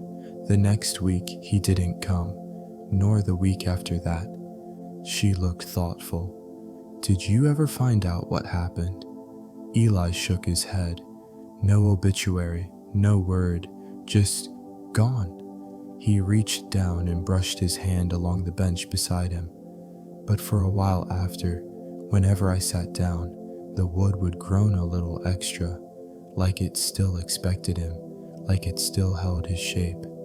He smiled, not sad, just remembering. So I started sitting here, he said, at first just to fill the space, then because it felt wrong not to. Lucy looked toward the tree. He's still here, you think? Eli didn't answer right away. He let the breeze stir between them, carrying the scent of grass, of dust, of the violets blooming low by the fence.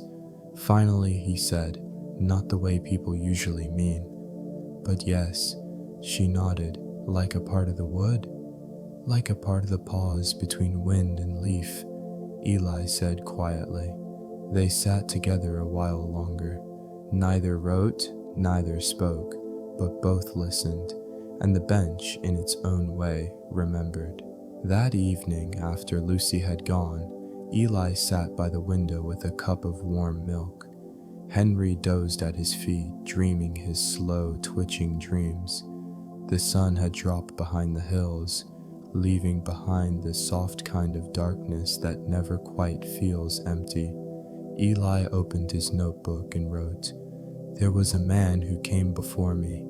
I do not know his name, but I know the weight he left behind. I sit where he sat. I watch the tree that watched him. I do not carry his story. I carry his silence. He closed the book, set it aside, and listened. Outside, the wind rose once more, and the bench, though too far away to see, offered its familiar groan. Not tired, not broken, just remembering. The season had tipped, almost imperceptibly, into summer. The air held a different weight now, not heavier, but rounder somehow. The breeze, when it came, was slower to leave, and the light stretched itself farther into the evening, like a child reluctant to go inside. The sycamore tree had filled out again. Its wide leaves offered shade so generous, the grass beneath barely browned even in the heat of midday. The shadows from its branches rippled across the fence, bending gently over each slat as the hours passed. The old bench sat in its usual place, and beside it the little chair, tilted ever so slightly as it always had, looked like it had been made for this stretch of summer. On a Thursday, just after lunch, Lucy arrived with a small paper bag tucked under her arm, and the kind of expression that meant she had thought about something for a while before acting on it. She didn't say much at first, just waved, parked her bike by the post near the pasture, and sat on the little chair with her elbows on her knees, watching the bees drift lazily from one violet to another. Eli waited. He'd learned long ago that children don't always need questions. They need room, space to unfurl their thoughts like bedsheets on a line. After a while, Lucy reached into the bag and pulled out a notebook. New, the kind with a plain brown cover and unlined pages. Its corners were still crisp, the spine unbent. She held it out. "I saw it in the store and thought you might want it," she said. The old one looked kind of full. Eli took it gently, feeling the smoothness of the cover beneath his palm. "I wasn't sure what kind you liked," she added quickly, "but this one, it felt quiet." He smiled. "That's a good way to choose things." He turned the notebook over once, then again. It smelled faintly of cardboard and possibility. Lucy pulled her knees up to her chest and rested her chin on them. "I didn't mean you had to start writing in it right away." "I know. Or write anything big." Eli chuckled softly. "I haven't written anything big in a long time." They sat in silence again. The sun filtered through the sycamore leaves, drawing shifting patterns over their legs, the bench, the wood of the fence. Eli finally said, "You know, I think I'll write something small." He opened to the first page, paused, then with the soft scratch of pencil on paper he wrote, "Today is warm, and someone remembered me." He held the page open for a moment, then closed the book slowly, pressing his palm against the cover as though to help the words settle in. Lucy said nothing, but her eyes shone. The next morning, Eli returned to the bench with the new notebook in his coat pocket. The sky had softened into a pale blue streaked with high, thin clouds. Birds sang in half-finished phrases. The grass along the fence line had grown longer, swaying like it knew something Eli didn't. He opened the book again, wrote, "The marigolds are beginning to bend toward the chair. They must be listening for something." Each day after that, he wrote only a line or two. Nothing profound, nothing he couldn't have said aloud and let slip away. But he liked the way the pencil moved, the way the paper waited without demand. Henry chased a shadow this morning. It looked like a bird, but I think it was just the wind. A bee landed on my sleeve. We sat together for a full minute. I counted 10 fence slats from here to the lilacs. I wonder if they remember how many hands helped them stand. He never read back through the entries. Each one was a leaf turned over, then left where it fell. The bench became more than a place to sit again. It became a desk, of sorts, a pulpit, a listening ear. The new notebook grew heavier, not in pages, but in meaning. One afternoon, Lucy asked if she could read some.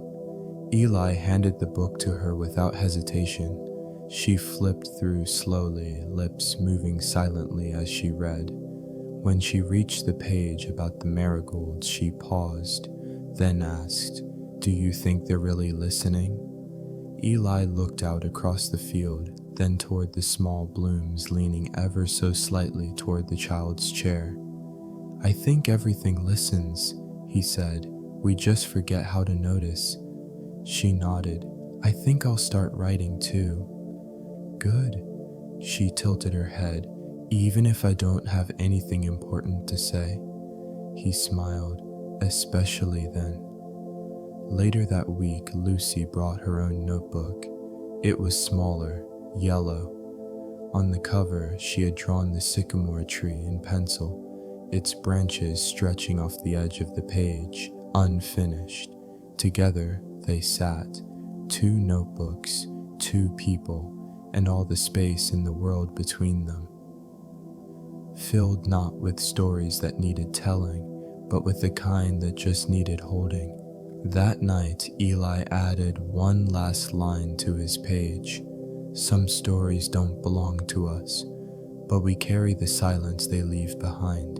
He placed the notebook beside the lamp on the kitchen table, then turned out the light, and let the quiet of the room remind him he was still part of something. It began with the scent, long before the rain reached the roof, before the wind pressed its palm against the shutters. Eli smelled it. That particular kind of rain only early summer knows, the kind that carries with it the memory of warm dust, of green things growing wild, of petals falling before their time. He was sitting at the kitchen table, the lamp glowing low beside him, casting a circle of gold that reached just past the sugar jar. Henry was curled in his usual spot, his breathing deep and even, the occasional twitch of a paw suggesting he was running through fields only he could see. Eli wasn't reading nor writing, just waiting, not for anything in particular, but for the sound. And when it came, it arrived softly, a tap against the window, then another, and then the hush of rain falling in earnest, first on the porch roof, then on the lilac leaves, then on the earth itself, which welcomed it with the quiet sigh of something long forgotten. He stood slowly and moved to the back door, opened it just wide enough to smell the full breath of the evening. The air was thick with life, mud, moss, a trace of honeysuckle carried on the edge of the breeze. The world smelled like memory. He didn't step out, just stood in the doorway, let the rain speak. The house creaked around him the way old homes do during the storm, settling, shifting, whispering, not afraid, only alert. Eli boiled water for tea, though he wasn't certain he'd drink it. The act itself was enough. The filling of the kettle, the steady heat, the rise of steam against the soft glow of the light. When he sat again, the bench beneath the sycamore came to mind, not because he could see it, but because he could feel it. He imagined the water dripping from the leaves, pooling briefly on the wide wood slats, then falling in slow beads to the ground. The flowers Lucy had planted would be drinking deeply now, their roots stretching into the softened earth like fingers into warmth. He thought about June, not in the way he used to, sharp-edged, full of ache. Now she returned to him like music from another room, always playing, sometimes faint, sometimes close. Tonight she was close. He poured the tea into his cup and let it sit untouched. The warmth of the ceramic in his hands was enough. And there, in the hush between raindrops and kettle clicks, Eli spoke aloud. I remember the storm on our third summer. He didn't expect an answer, but the wind shifted just slightly, as if drawing near. You'd left the windows open and the curtains billowed so wide I thought they'd take flight. You laughed like the rain was telling you a secret. Henry stirred, but didn't wake. Eli sipped once, just enough to wet his lips. I didn't understand then, he whispered, that you weren't trying to hold on to the moment. You were letting it pass right through you. He dozed in the chair for a while, not quite asleep, not quite awake. Somewhere in that middle space where thoughts drift like leaves in water.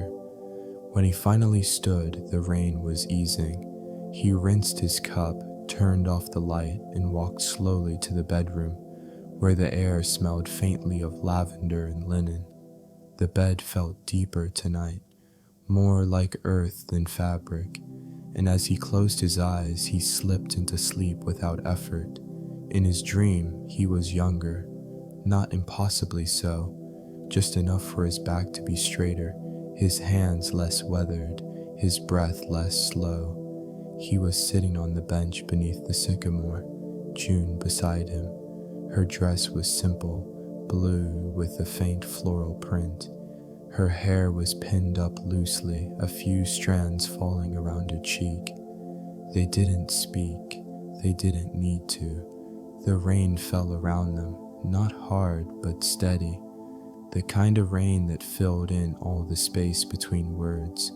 The wooden fence stretched out in front of them, darkened by the wet glistening in places where the sun still tried to reach. Eli looked at June's hands resting in her lap. He reached over, not to hold them, but to rest his palm atop hers. Just the warmth of touch, and she turned slightly, not to look at him, but to lean the side of her head gently against his shoulder. They sat that way for what felt like hours, or maybe only minutes. In dreams, time behaves the way memory does, stretching when it matters, folding when it doesn't. The rain never stopped, the light never changed, and the fence stood like it always had, not watching, just keeping. When Eli woke, the light outside the window had that pale, almost gray hue that belongs only to morning after rain. The leaves glistened, the ground steamed, the sycamore swayed gently as if still listening. He moved slowly through the house, made tea without thinking, and stood at the sink looking out toward the bench. Everything was quiet, but not empty. He poured a second cup, not because anyone was coming, just because. He brought both cups out to the porch and sat down in his usual chair, placed the second cup on the rail beside him, and then softly, under his breath, he said, "I dreamed of you last night." We said nothing, and it was everything. The morning arrived with the kind of warmth that didn't rush. It unfolded slowly, like linen sheets shaken out and left to rest in the sun. The air was still, but not asleep, listening, perhaps, to something not yet said. Eli was on the porch early, tea in hand, Henry resting nearby in the spot that had slowly, over the years, shaped itself around the curve of his body. The sky above was pale, still deciding what kind of blue it wanted to be. The sycamore's leaves shimmered faintly, catching a breeze that hadn't yet reached the ground. Lucy arrived around mid-morning, her cheeks slightly flushed and her shoes dusted with dry gravel. She was wearing a sundress with strawberries printed along the hem and a wide straw hat that she kept tugging down with one hand. In the other, she held a brown paper bag with both arms, like it carried something breakable or secret. Eli looked at her over the rim of his cup. "You go to the fair?" She nodded, beaming. "Just got back." He raised an eyebrow. "And did you bring me cotton candy and a goat?" Lucy laughed. "No goat. But I did bring something for the fence." Eli leaned forward. "Now that sounds promising." She walked over to the bench beneath the sycamore and sat on the little wooden chair, then slowly opened the paper bag. Inside was a small wind chime, aged brass, the kind with 4 long tubes and a center clapper shaped like a leaf. It wasn't shiny nor new. The metal had gone soft with time, dulled into the same muted gold as antique doorknobs and pocket watches. "I found it at a booth with old tools and kitchen things," she said. "I like the sound. It's not too loud." She held it up, and for a moment, the wind caught it just enough to make the smallest sound, 2 notes barely audible, like a question whispered in another room. Eli smiled. "That'll do just fine." They walked together to the fence. Eli took the nail he kept in his pocket, one of a small collection he'd carried for decades, each one familiar in weight, and tapped it gently into the upper rail, just beside where the marigolds had begun to lean toward the chair. Lucy looped the string over the nail and stepped back. The chime swung gently, nothing more. But in that moment, the fence changed, not in appearance, not in shape, but in the way a place changes when it begins to carry music. They sat for a long while after that, Eli with his notebook open but unwritten, Lucy plucking clover blossoms and weaving them into a loose ring, though she had no intention of wearing it.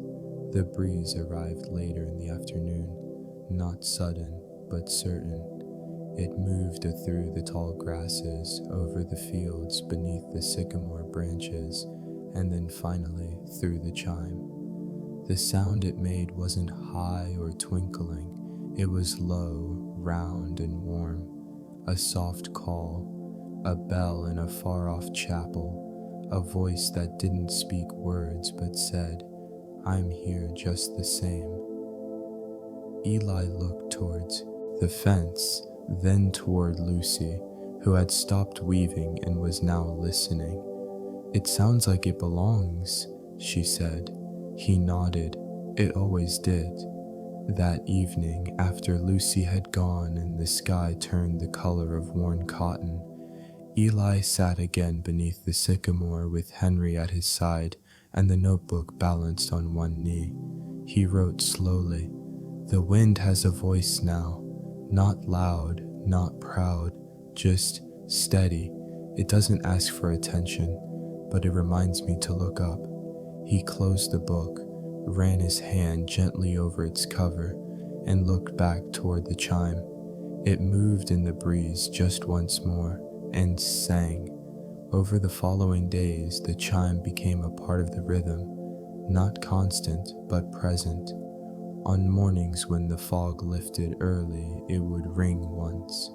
On afternoons when the sun pressed down heavy on the earth, it remained still, silent and patient.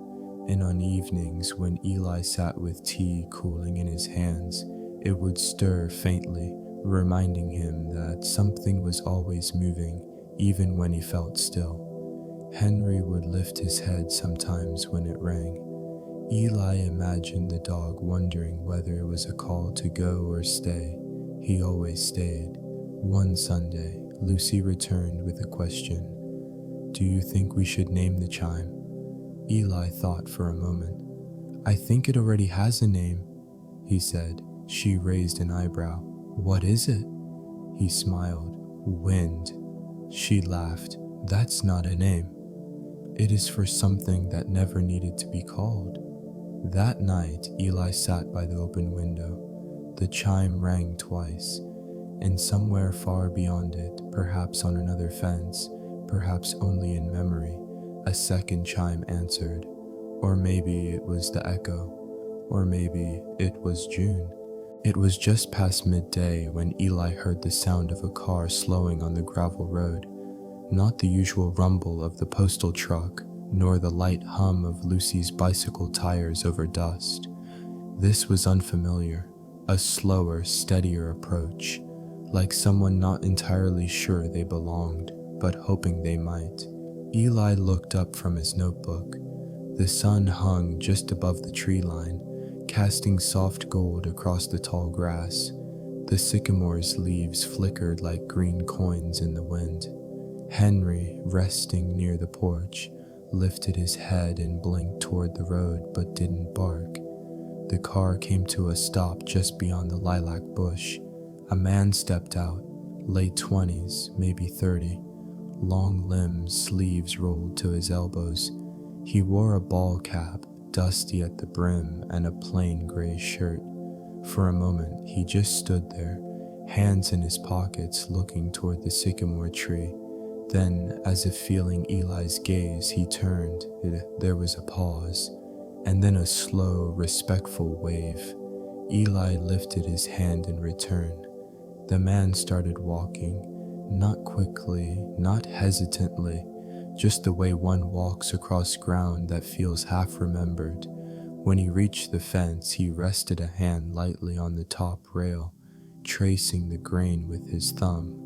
"I wasn't sure it'd still be here," he said. His voice was low, and though Eli hadn't heard it in years, there was something in the tone, something shaped like childhood and dust and August sun that made a memory stir. Eli stood and walked the few steps from the bench. "You been here before?" he asked, voice gentle. The man nodded, a small smile at the corner of his mouth. "Used to ride my bike past here years back, long before the fence had a name." Eli chuckled, "Not sure it has one now." The man looked toward the sycamore. "It does, you just never needed to say it out loud." They stood that way for a moment, old man and grown boy, though neither one said which was which. Then the man said, "You showed me how to tie a kite string. Right over there."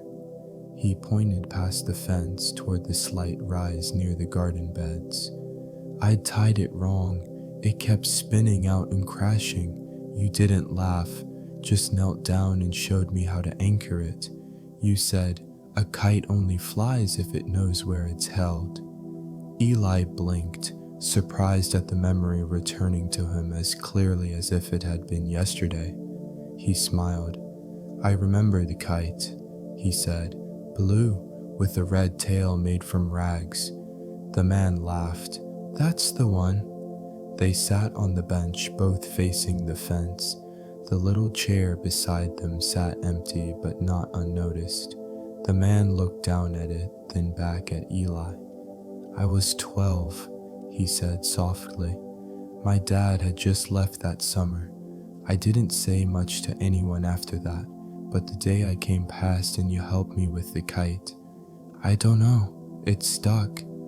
Eli said nothing for a while. Then, "Sometimes we remember things not because they were loud, but because they were kind." The wind stirred. The chime hanging from the fence sang a soft, low note. The man reached into his jacket pocket and pulled out something wrapped in an old handkerchief. He held it out to Eli. "I don't expect you to remember this," he said, "but I buried it under the plum tree behind your shed. I think I just needed something to keep safe." Eli unwrapped the handkerchief slowly. Inside was a small tin box, scratched, its edges dulled with time, the kind that once held mints or buttons. On the lid, faintly etched with something sharp, were the initials R.J. "I came back for it once," the man continued, "but the tree had overgrown, and by then it felt like maybe it belonged to the place more than to me." Eli turned the box in his hand. "You left something in it?" The man nodded. "A feather, a coin, and a piece of paper that just said, 'I hope I grow up okay.'" Eli chuckled, eyes softening. "Did you?" The man looked toward the sky for a moment. "I think so," he said, still trying. Eli nodded. "That's all any of us do." They sat for a while longer. The wind moved through the fence, the chime sang again. Then the man stood. "I won't stay long," he said, "just needed to know the place was still here." Eli placed the box gently on the fence rail. "It is," he said, "so are you." The man offered his hand. Eli took it, a firm grip, warm. Then the man turned, walked back toward the car, and paused once before opening the door. "You were the first adult who didn't talk to me like I was small," he said. "You just showed me something useful and let me go." Eli smiled. "You came back." "I did." And then he was gone. That night, Eli sat by the window. The tin box rested on the table beside his cup of tea.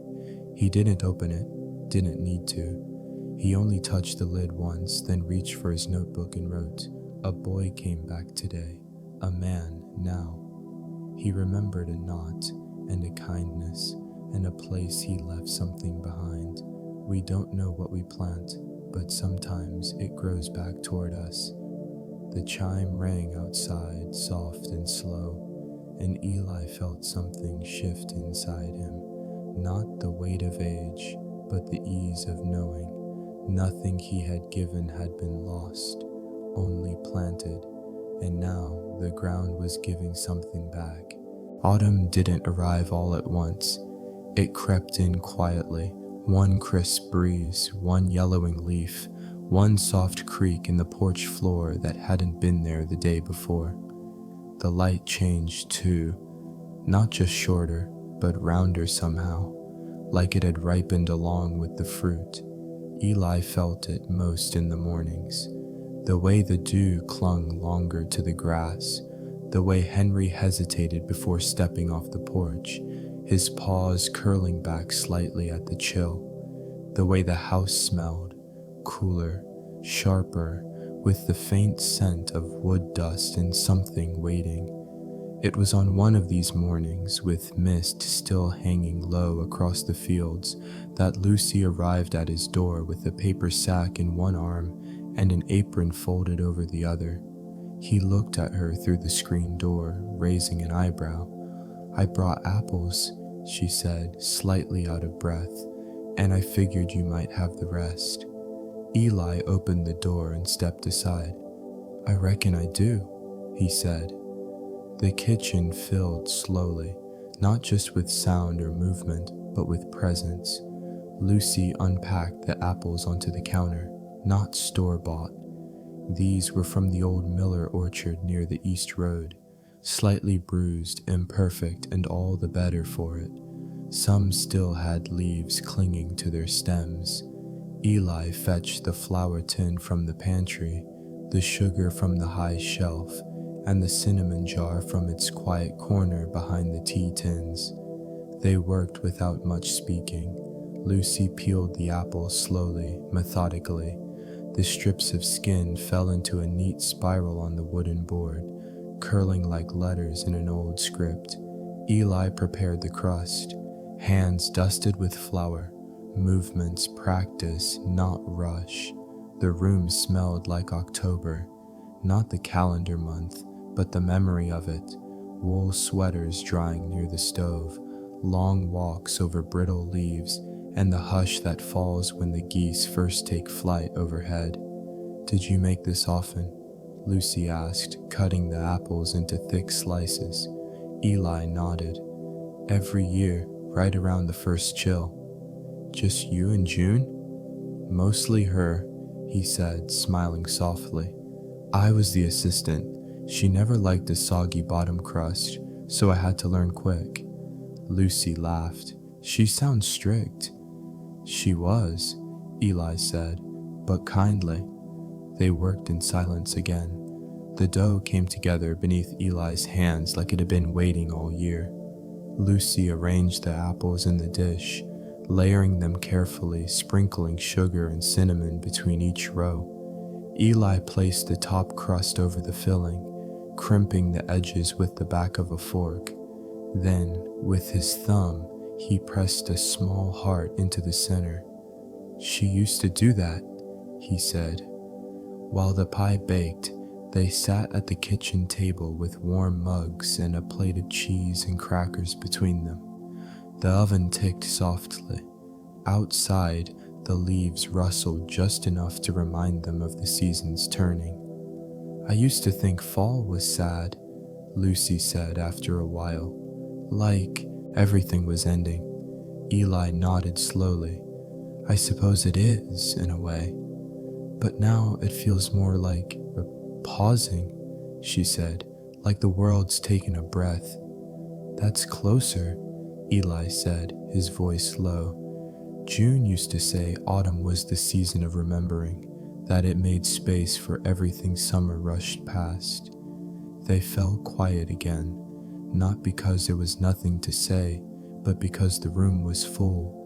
When the timer rang, Eli rose with a soft grunt and opened the oven. The scent that poured out was rich and familiar. Brown crust, warm apples, melting sugar. It wrapped around them like a shawl. He set the pie on the windowsill to cool, and the steam curled upward, catching the morning light as it passed through the glass. Lucy stood beside him, both hands wrapped around her mug. "Can we eat it now?" she asked, eyes wide with teasing hope. Eli chuckled. We could, but we'd regret it. They both looked out the window. The sycamore stood steady as ever, its leaves just beginning to turn gold. The little chair sat beneath it, patient. The wind chime swayed slightly, letting out a low note, like a deep breath in a quiet room. Lucy placed her empty mug in the sink and turned toward the door. I'll come back later, she said, after school. Eli nodded. There'll be 2 slices waiting. She smiled, and just before stepping off the porch, she turned back. It feels like she's still here, she said, when we bake. Eli watched her for a moment, then said, She is, just not where we can see. That evening, they ate the pie warm, no ice cream, just a little cream poured over the top. They sat outside, Lucy on the little chair, Eli on the bench, the fence casting long shadows across the grass. The sycamore whispered above them, and somewhere down in the pasture, a pair of doves called to each other like old friends. When they'd finished, Eli leaned back and let the quiet settle around him. He thought of all the pies he'd eaten in this spot, all the laughter, the quiet, the not quite said things that had floated on steam from the windowsill. He looked toward Lucy. She had her notebook open, pencil in hand, head tilted slightly in concentration. Eli opened his own and wrote, Today we made something simple, something good, the kind of thing that fills the room even after it's gone. The crust was just right, the apples softened in their own time, and the girl beside me, she knew it wasn't about the pie at all. The days had grown shorter, but not darker. Instead, the light arrived at a lower angle, stretching farther across the kitchen floor, touching the undersides of chairs and the edges of window frames, as if it had decided to linger where it used to pass quickly. Outside, the sycamore had begun to shed in earnest. Its leaves dropped like slow applause, steady, unhurried, and full of meaning. They collected near the base of the bench and under the little wooden chair, forming a soft quilt of yellow and brown. Eli had been waking earlier, not out of worry, not from pain, but from some quiet invitation the morning gave, some pull to step out before the world fully stirred. This morning was like that. The sky was a muted pearl. The wind was soft and low. Henry remained curled by the door, ears twitching but eyes closed. Eli made his tea, wrapped his shawl loosely over his shoulders, and sat down at the kitchen table with a single sheet of paper. The page was thick, stationery June had once used, cream-colored with faint fibers running through it. No lines, just space. He held his pencil for a while before writing, and when he did, he wrote slowly, not from hesitation, but from care. The letter was not long. It read, If you found this, then welcome. This place isn't mine anymore, but I was here once, long enough for the bench to hold my shape and the fence to carry my quiet. I don't know your name. You don't need to know mine, but if you've sat a while, listened to the wind in the leaves, counted the slats between here and the lilacs, or waited for the chime to sing its note, then we already understand something of each other. You don't have to write anything down or say anything out loud. Just be kind to the quiet and let it be kind to you. He didn't sign it, didn't date it. He folded the letter in thirds, slid it gently into a small envelope, and tucked it into his coat pocket. Then he made a second cup of tea. By the time the light had warmed enough to melt the last traces of frost from the porch rail, Eli stepped out and walked slowly toward the sycamore. Henry followed, tail low and wagging, nose to the wind. The grass had turned to straw in places, brittle beneath his boots.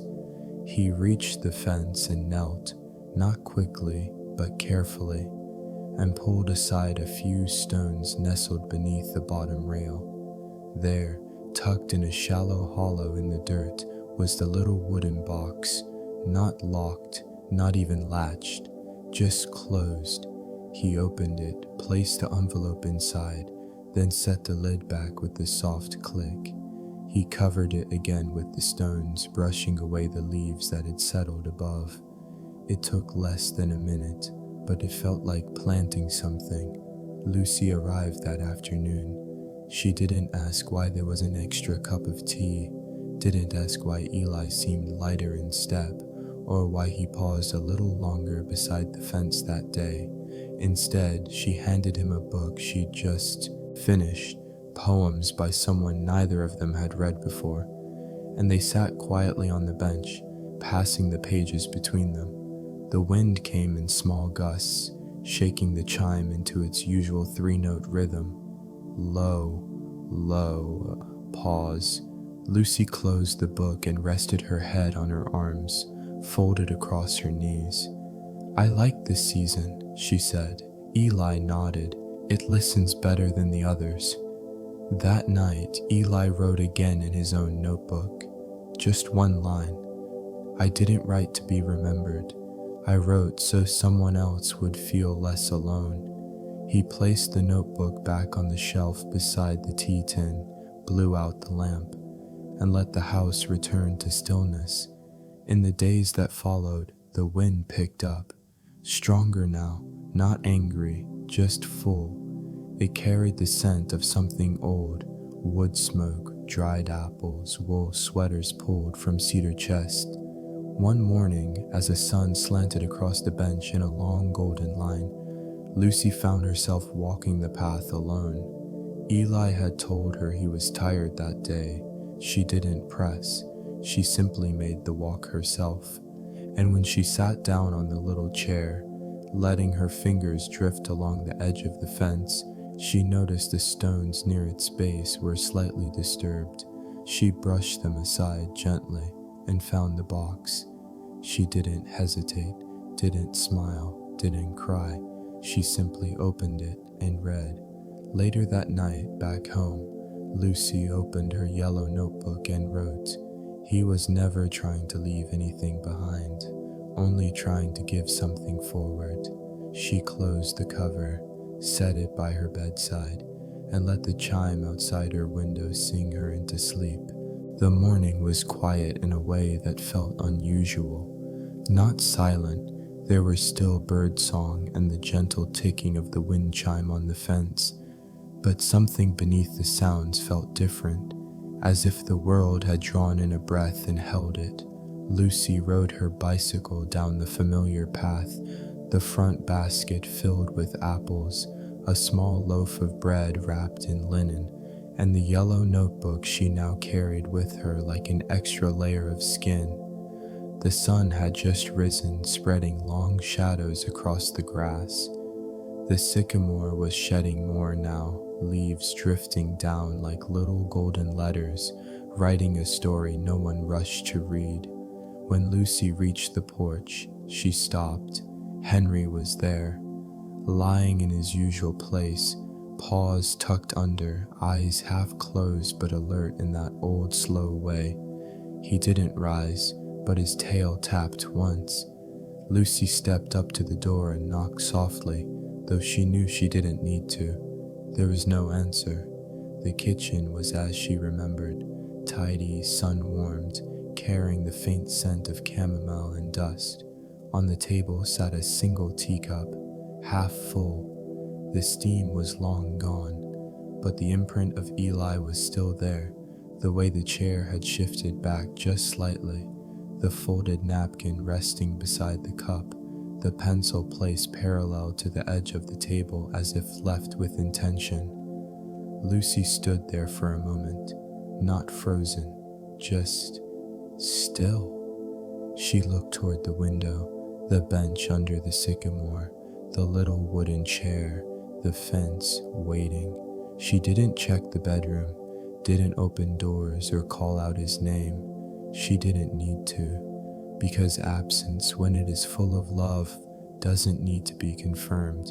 It announces itself gently, like a door left ajar, like the last note of a lullaby. She placed the bread on the counter, unwrapped it, and covered it again with a clean towel.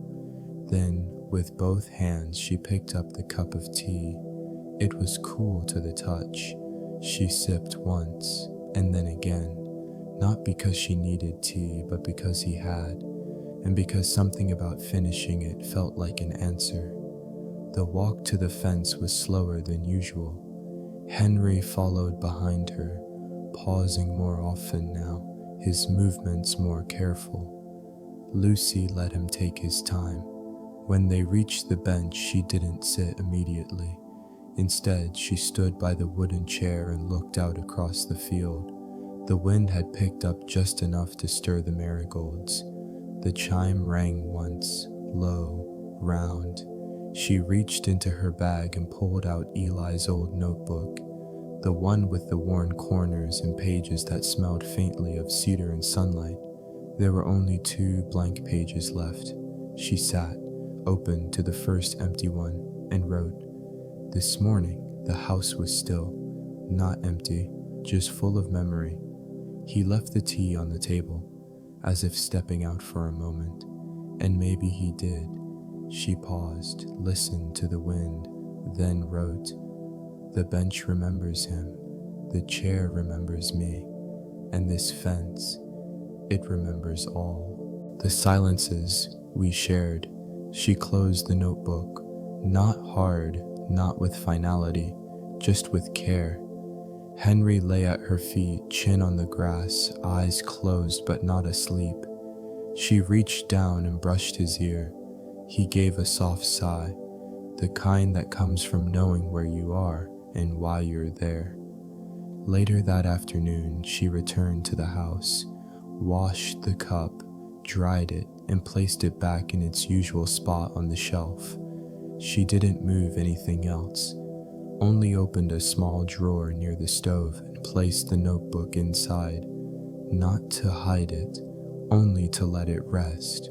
That evening, she walked the path home with her yellow notebook in hand.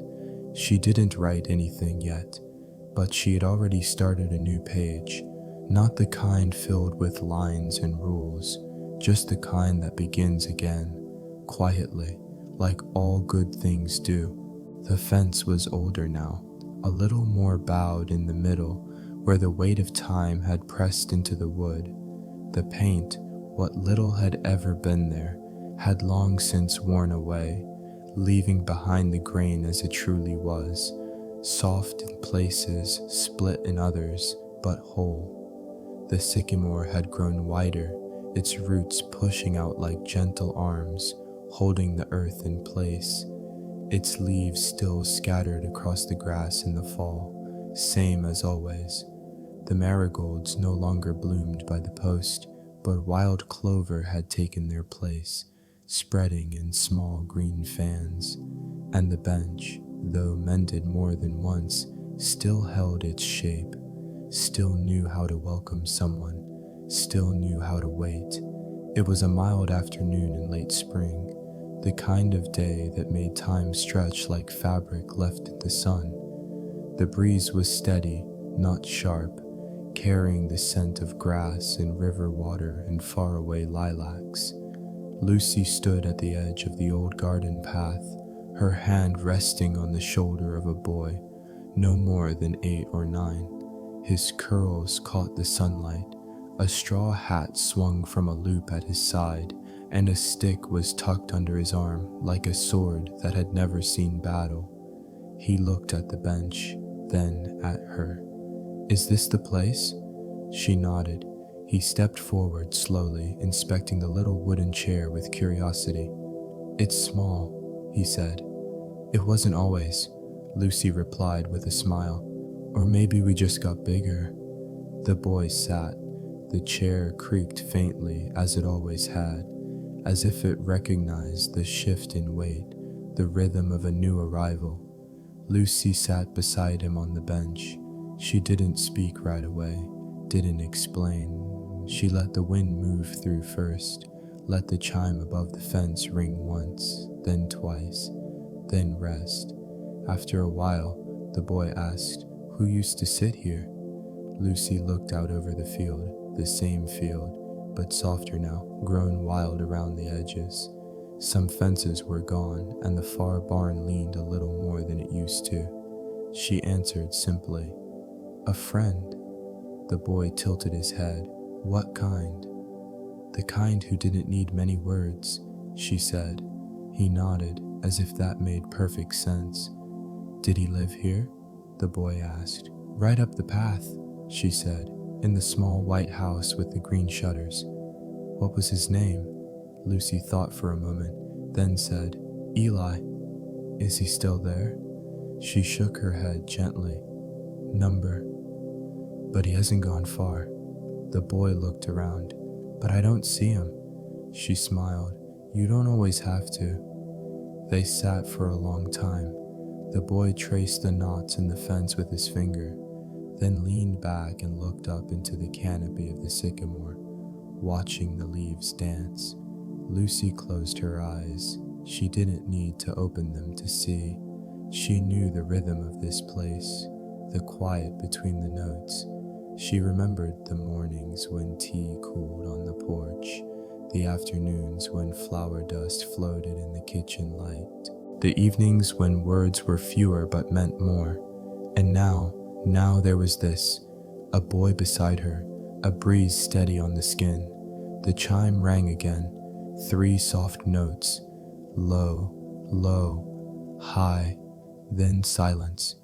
The boy looked toward her notebook, which rested in her lap. "Do you still write in it?" "Sometimes," she said, "when I have something worth keeping." He was quiet for a bit, then asked, "Can I write something?" Lucy hesitated only a moment, then passed it to him along with the pencil tucked in the spine. He opened to a blank page, and after some thinking wrote, "I sat on the little chair. There was wind in a tree. It felt like someone else had been waiting for me." He handed it back. She read the words and nodded, then leaned over and pressed a kiss to the crown of his head. The sun had begun to lower behind the hills, softening the edges of the day. Lucy stood, brushing the dust from her skirt. "Come on," she said. "Let's head home before the wind turns." The boy stood, gave one last glance to the chair, and whispered something she didn't catch. Then he followed her up the path, their footsteps light, their shadows long. Behind them, the fence stood quietly. No grandeur, no farewell, only presence. The bench, now empty, held the memory of weight.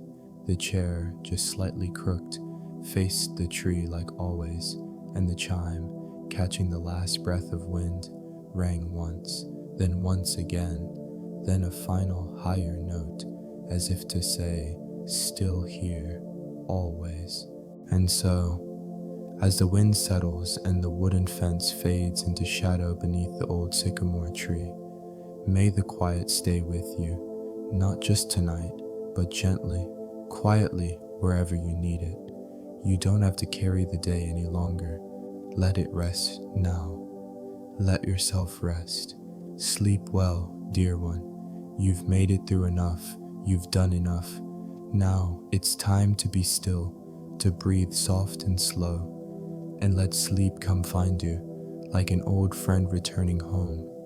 If this story found you at the right moment, I'd love to know. Was there a part that stayed with you? Or maybe you'd like me to tell a new story next time? What kind of story would you want to hear? When the world grows quiet again,